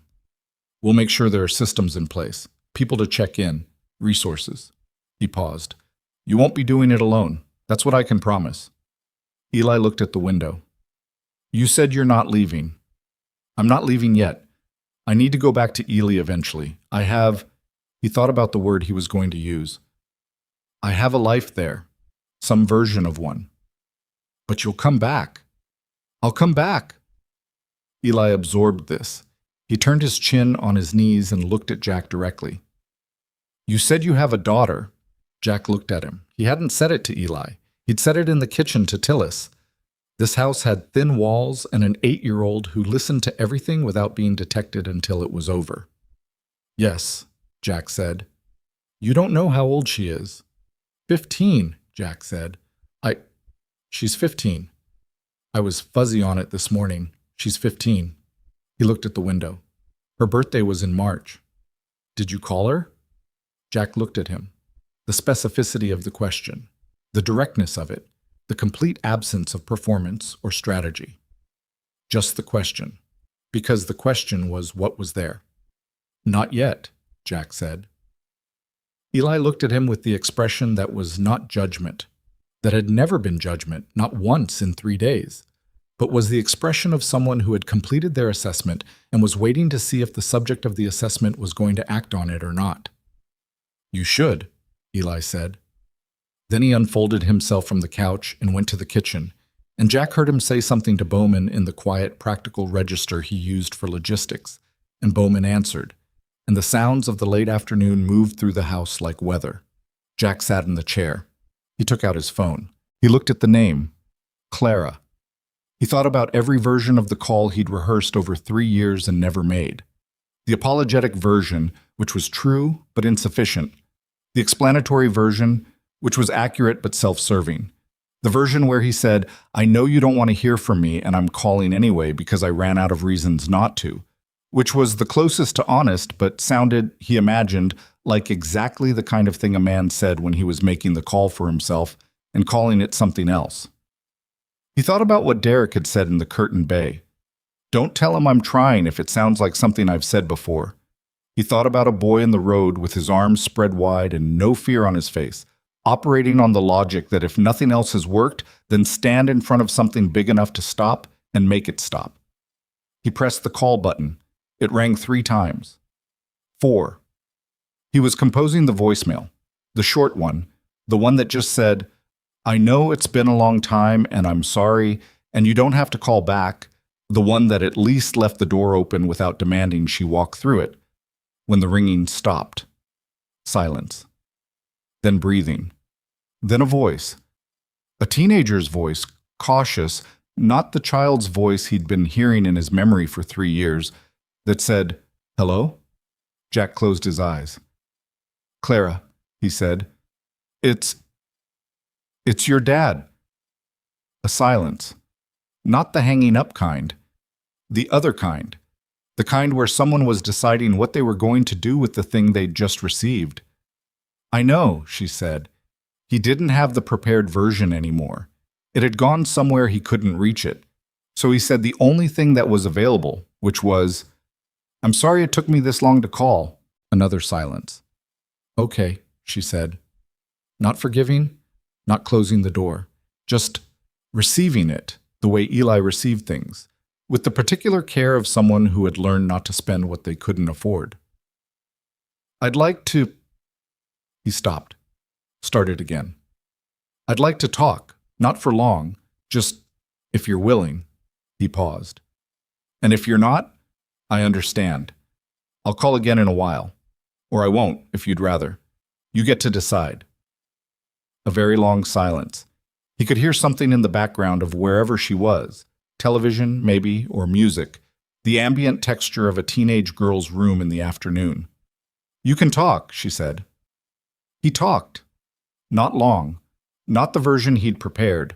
The real version, which was shorter and less organized and more true, which was that he'd been scared for a long time, and scared men made bad choices, and his choices had cost her something she hadn't signed up to lose, and he didn't have a good reason for 3 years of silence, just the bad ones, and he was done with the bad ones. He said he'd been somewhere in the Nevada desert for the past few days, doing something that reminded him what mattered, which was an incomplete sentence but was all he had. She listened. She didn't speak during it, but he could tell she was there. The quality of the silence said she was there. When he finished, she said, "Are you okay?" The question arrived and rearranged something in his chest. Not, "Are you going to be different this time?" and not, "What do you want from me?" and not, "I'm still angry." Just, "Are you okay?" The question of a girl who had gotten her father's capacity for direct care along with everything else she'd gotten from him, the things he hadn't intended to pass on, and the things he had. "I'm better than I was," he said. "I'm working on the rest." "Okay," she said. Another pause. "I have homework." Yeah, go." He stopped. "Clara." "What?" "March," he said. "March 14th. I know." A beat. Very small, barely there. "Okay, Dad," she said. And she hung up. Jack sat in the chair in the front room of a collapsing Nevada farmhouse and held his phone and looked at the window where the light was going gold and long, and he breathed. In and out. The deliberate management of it, the way he'd learned to breathe in places where breathing wrong could cost you. Except that this time, what he was managing wasn't danger, but the opposite of danger, which turned out to require the same attention. "Okay, Dad." 2 words. The most ordinary 2 words in the English language when they appeared together. He held them in his chest and didn't examine them too closely, the way you didn't examine a thing that was still forming. He went outside. The evening came down over the desert in the way it always did at this latitude in December. Not gradually, but in steps, the light dropping from gold to amber to the flat, cold blue of the hour before full dark. The stars appeared early, and all at once, the high-altitude sky doing the thing it did out here, away from city light, that reminded you of the actual scale of things. Vince was by the bikes. He was doing the thing he did with his own machine when he had something to process. Not riding, just checking, going through the systems with the focused attention of maintenance as meditation. He heard Jack come up and didn't turn. "Reno is holding the position," Vince said. "I explained the situation. The supervisor is a veteran." He understood. He moved to the front tire, checked the pressure by feel. "I start the week after next." "Good," Jack said. "My son." Vince stopped. He straightened up and turned, and his face in the early dark had the quality it got when he was speaking from the underneath rather than the surface. His mother agreed to reschedule. I explained where I was and why. She was... He paused. "She was more understanding than I expected." "People surprise you," Jack said. "Occasionally." Vince looked at the house. "He's 8, he said. "My son. He's 8 years old, and I see him 4 times a year if I'm lucky." He paused. "And then I spend 3 days with Eli Rowan, and I think about what 8 years old looks like from the inside when the adult in the equation is somewhere else." Jack didn't say anything. "I'm going to call more," Vince said. "Not a resolution, just a decision." He turned back to the bike. "Those are different things." "They are," Jack said. Dutch came out of the house. He had his jacket zipped and his helmet under his arm, and he stopped at the edge of the porch and looked at Jack. "Reno," he said. "Go," Jack said. Dutch looked at him for a moment. The cigarette appeared in his fingers, unlit, the object he carried for the ritual rather than the nicotine. He turned it once, then he put it back in his pocket. 3 days, he said. "I said 3 days. It's been 4. "I know. I don't want you to think I don't know." "Dutch." Jack looked at him. Go see your daughter." Dutch held his gaze for a moment. Then he put on his helmet. He walked to his bike, a big touring Harley with 60,000 miles on it that he maintained with the religious devotion of a man for whom the machine was the closest thing to a confessional he had available. He started it. The engine turned over and came up to idle with the deep, even note of something well-maintained and trusted. He backed out of the yard. He stopped at the gate and looked back once. At the house, at Jack, at the yard with the bikes and the shed and the repaired porch and the east wing roof solid under the stars. He raised one hand, the smallest gesture. Then he went down the dirt track, and the sound of his engine grew distant, and the taillights disappeared between the fence posts, and the desert absorbed him, the way the desert absorbed everything eventually. Bowman made dinner. It was the kind of dinner that people made when they had access to a well-stocked kitchen and a reason. Not a composed meal, not something with presentation, but the particular abundance of someone cooking from relief rather than obligation. There was chicken and rice and roasted vegetables and bread that he'd made from scratch at some point in the afternoon without announcing it. And the kitchen smelled the way kitchens were supposed to smell, the smell that a house produced when it was functioning the way it was designed to function. Eli ate 2 full plates. He ate them with the focused attention of someone who had relearned over 3 days that eating was something you did for yourself, and not just to reserve the remainder for your sister. Maisie ate her rice and her chicken separately, which Bowman had anticipated and plated accordingly, and she fed Frank a small piece of bread under the table while maintaining complete plausible deniability about the whole operation. Cricket watched her do it and said nothing, which was the correct response. Reyes had his court contact notes open on his phone beside his plate and was going through them with the systematic attention that was his primary mode in all things, but he was also eating, and the eating was not distracted. There was something in him that had loosened slightly through the day, the sideways measuring quality relaxing by a degree that didn't show much, but was there if you knew how to look for it. Harker ate in the comprehensive way of a man who had been doing physical labor since 5 in the morning and whose body had legitimate claims on the available resources. He ate without speaking, which was normal. But at some point in the middle of the meal, he looked at Maisie across the table and said, in the blunt, unpreambled way he said all things, "You want to see the roof after dinner? I fixed it." Maisie looked at him with the seriousness the question deserved. "Is it safe?" "I just fixed it," Harker said. "Can Frank come?" Harker considered this. "If he doesn't drop anything." Maisie looked at Frank. She appeared to consult him on the matter. "He'll be careful," she said. After dinner, Harker took Maisie and Eli through the house to the east wing and showed them the repaired section from the inside. The new sheathing, the sister rafters, the solid ridge beam, in the particular way that craftsmen showed children their work, without condescension, with the genuine pride of someone who had fixed a thing correctly and wanted the people who lived under it to know it would hold. Eli looked at it with the inventory-taking attention he brought to structural information. Maisie looked at it and said it was the same color as the old part, which seemed to please her, and Harker said yes, he'd matched the wood, and Maisie said that was good because it wouldn't look weird. Harker said, "That's exactly right." Late that night, after Eli and Maisie were in bed, and the house was quiet in the way houses go quiet.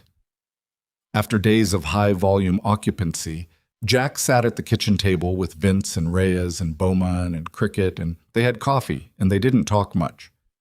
There was a particular quality to the silence of people who have been through something together and are on the other side of it and know it and don't need to say so. Cricket said, at some point, "Are we going to do this again? For other people?" Everyone looked at him. Cricket looked at his coffee. "I'm just asking," he said. Reyes looked at the table. He turned his cup a quarter turn. "You're asking if this is a thing now," he said. "I'm asking if it could be," Cricket said. Bowman said, "It would need a structure, something formal. You can't just ride around and stop every time something looks wrong. You'd never stop stopping." "There could be a referral system," Cricket said. "Networks, veteran services, family services. You find the situation before it's a boy running into a highway." Vince was looking at him with a quality that was close to the one he'd turned on the medical situation 3 nights ago, assessing, sorting, identifying the load-bearing elements. "That's not nothing," he said. It's also not tonight, Jack said. They looked at him. It's a good idea, Jack said. It's maybe the best idea anyone has had this week. But tonight we're going to finish our coffee and get some sleep and let it be a good idea for now. We can turn it into a plan in daylight. He looked at Cricket. Write it down. Whatever you've been thinking. Write it down. Cricket nodded. He reached into his jacket and pulled out his phone and started typing because Cricket was 26 and his generation processed thought through their thumbs. And Jack watched him type and thought about the specific energy of someone who still believed that a good idea, once identified, could be turned into something real. He hadn't been wrong to believe it, Jack thought. He just hadn't done it yet. 3 days later, Bowman left for Elko in his court date. He left before the others were awake, which was his way. Bowman didn't do goodbyes. He did departures. The quiet withdrawal of someone who understood that the event and the farewell were two different things, and the farewell was usually the lesser of them. He left a pot of coffee on the warmer and a container of soup in the refrigerator labeled Eli/Maisie in his clear, squared handwriting, and he took his jacket and his helmet and walked out to his bike in the 5:30 dark. Eli was awake.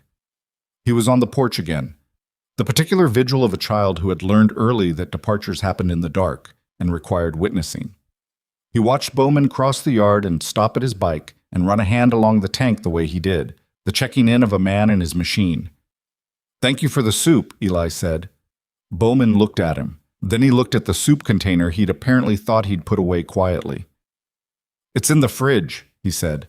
"I know. I saw the label." Bowman was quiet for a moment. He put on his helmet. He started the bike. The engine came up and he sat on it for a moment, both hands on the bars, looking at the house, at the repaired porch, at the replaced window pane, at the east wing roof solid against the pre-dawn sky. He looked at Eli. "You did good," he said. Eli looked at him. "I mean, before we got here," Bowman said. "You did good before we got here. Don't let that get lost in everything else." He backed out of the yard and went down the track, and Eli watched him go until the sound was gone. Jack came out and stood beside him. "He'll be okay," Jack said. "The court date." "I know," Eli said. He said it the way he said things he decided to believe without requiring certainty. The particular brand of trust that wasn't naive, but was chosen.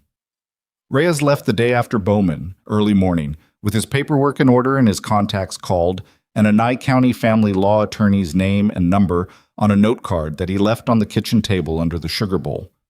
He told Jack, the night before, that the attorney owed him a favor and would take the Rowan situation pro bono as a family services matter, and that the favor wasn't the kind that required discussing. Jack said, "Thank you." Reyes said once is enough. Harker finished the east wing roof and the porch joists and the window and one additional item that hadn't been on anyone's list. He rebuilt the front steps, all three of them, replacing the compromised boards with new lumber, solid and level and nailed correctly. He told Eli the new wood would gray out in a few years and match the porch. Eli said that was good because it wouldn't look weird. Harker said, "Your sister told you that." "She's right, though," Eli said. Harker left on day 6. He shook Jack's hand at the gate, the single firm handshake of a man who communicated everything important through contact rather than language. And he nodded at Eli and said, "Roof solid," as if it were a farewell, which in the context of Harker, it was. Cricket was last. He left on day 8, 2 days after the 14-day clock had started, and 6 days before the second inspection, with systems in place and a legal contact and a refrigerator that Bowman had stocked on the morning of his departure, and a non-profit organizational draft in his phone that he'd been building since the kitchen conversation. He'd been emailing it to Jack in sections, which Jack had been reading on his phone at odd hours. In the morning before the house woke up, late at night after everyone was down. It was specific and well-researched, and occasionally idealistic in ways that Jack recognized as the idealism of someone who hadn't yet had the idealism worked out of them by the machinery it was trying to change, which was a quality he was determined not to deplete. Cricket hugged Maisie goodbye. She allowed it for approximately 2 seconds, and then stepped back and held Frank out for his farewell, which Cricket treated with full seriousness. He shook Eli's hand man to man, which made Eli stand slightly straighter without appearing to notice he'd done it. He looked at Jack. "I'm coming back," he said. "I know. Not just for the nonprofit thing." "I know that too." Cricket put on his helmet. His bike was the youngest in the club, 3 years old, still bright, still showing the specific optimism of a machine that hadn't been ridden into enough weather yet. He started it and sat on it and looked at the house one more time. "The name," he said, "for the organization. I've been thinking about it." "Tell me when you've got it," Jack said. Cricket looked at the house. He looked at Eli and Maisie on the porch. He looked at the solid roof and the level steps and the window with the new pane. "Iron Riders Family Services," he said. "Simple." Jack looked at him. "It says what it is," Cricket said. "What we are." He went down the track, and his engine sound faded, and the yard was quiet. Eli came off the porch and stood beside Jack, and they watched the direction Cricket had gone. "Iron Riders Family Services," Eli said. "You heard that?" "I was right here." Jack looked at him. "What do you think?" Eli considered it with his usual deliberate care. "It says what it is," he said. Jack nodded. The 14-day inspection was conducted on a Tuesday. Sandra Tillis came alone this time. No second vehicle, no woman with a lanyard, no clipboard, though she had her phone and she took photographs of the completed roof and the new porch steps and the functional generator running on a full tank of fuel.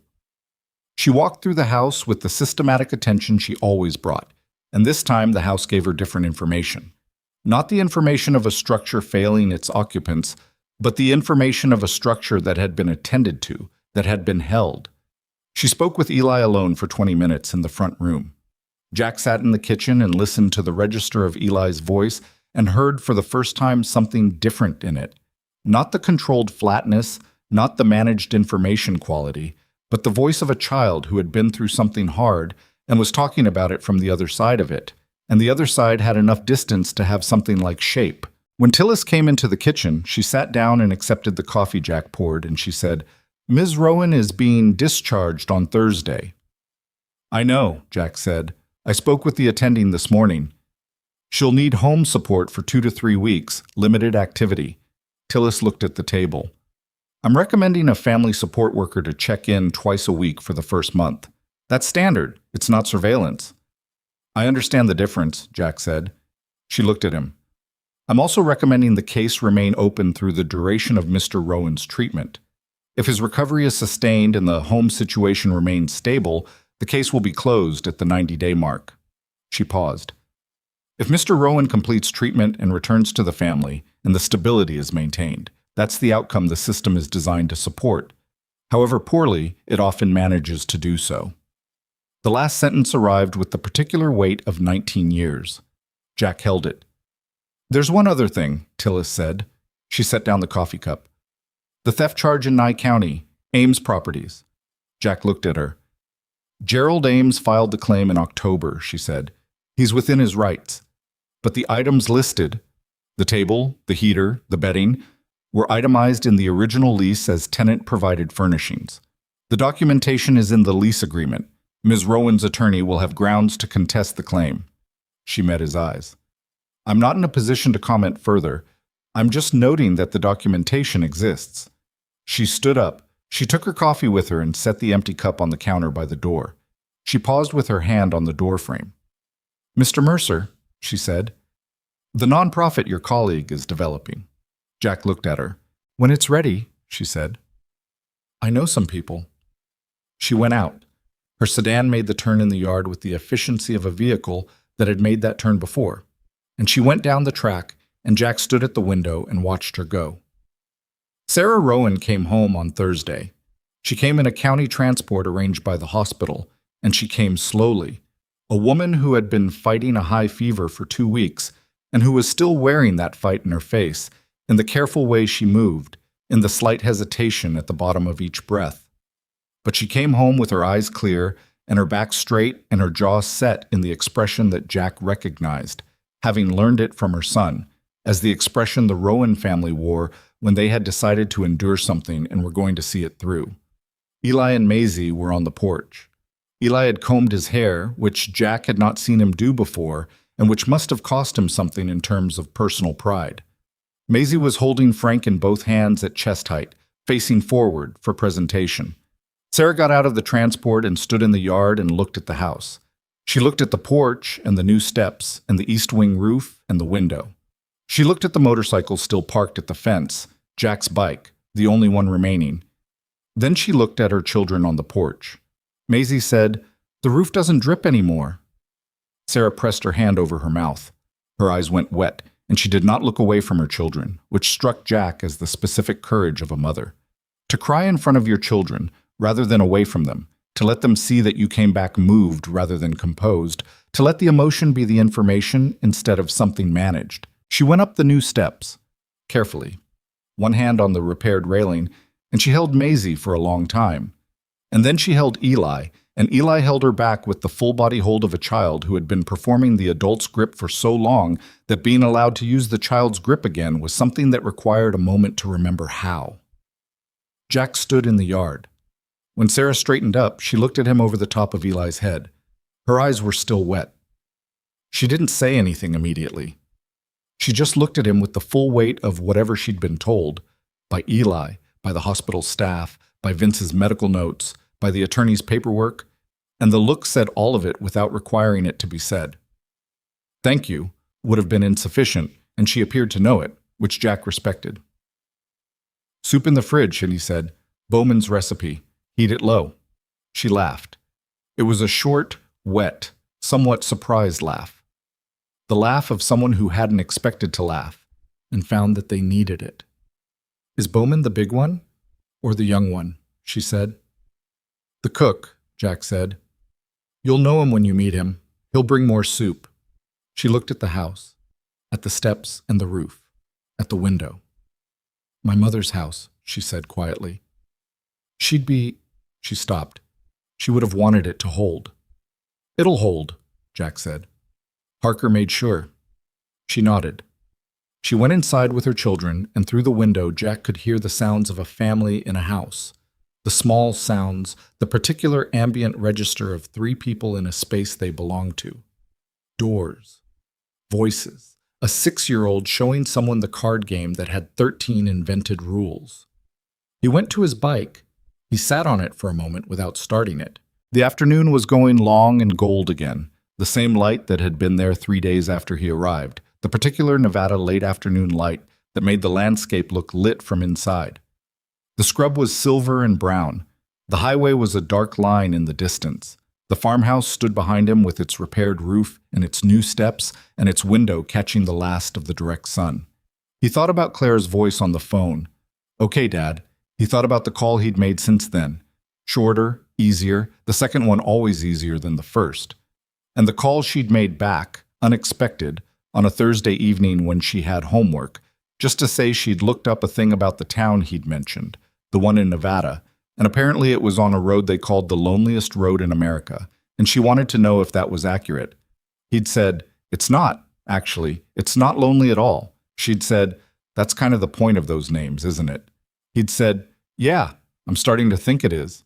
She'd said she had homework and she'd hung up, and he'd sat in the desert dark with his phone in his hand, and the heater ticking and the generator humming, and somewhere in the house, Cricket's voice and Maisie's voice, and the sound of a child discovering that the rules had changed in her favor. He started the bike. The engine came up under him, the familiar vibration, the deep authoritative note of a machine he'd put over 100,000 miles on, a machine that knew his weight and his habits and the particular way he handled a curve. He sat on it and let it warm and didn't move. The front door opened. Eli came out and stood on the new porch steps. He looked at Jack on the bike. "You're going," he said. "Yeah." Eli came down the steps. He walked to the fence where the bike was, and he stood with his hands in the pockets of Cricket's jacket, which he'd been wearing every day and which was beginning to fit him slightly better, or perhaps he was growing into it, or perhaps it was the same thing. "Will you actually come back?" he said. Jack looked at him. "Yeah," he said. "I will." "How will I know when?" "You'll hear the engine," Jack said. "You'll hear it from the highway." Eli looked at the dirt track. He looked at the highway line in the distance.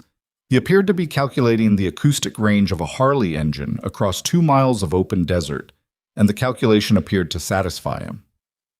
"Okay," he said. Jack looked at him. The boy in the flannel shirt with the jacket that was too big, and the too large socks, and the bruise long gone, and the dark eyes that held everything they took in and sorted it and filed it and used it.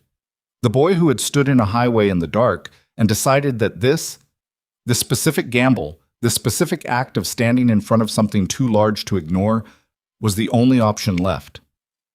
"You did good," Jack said. Bowman's words, which were the right words, which were the only words. "I mean, before we got here. You did good before we got here." Eli held his eyes for a moment. "I know," he said.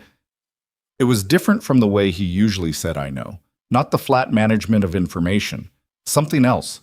Something that acknowledged the receiving of a thing, the actual taking in of it, rather than the filing of it away for later. Something that allowed it to simply be true, here, in the afternoon light, without requiring the next task to begin immediately.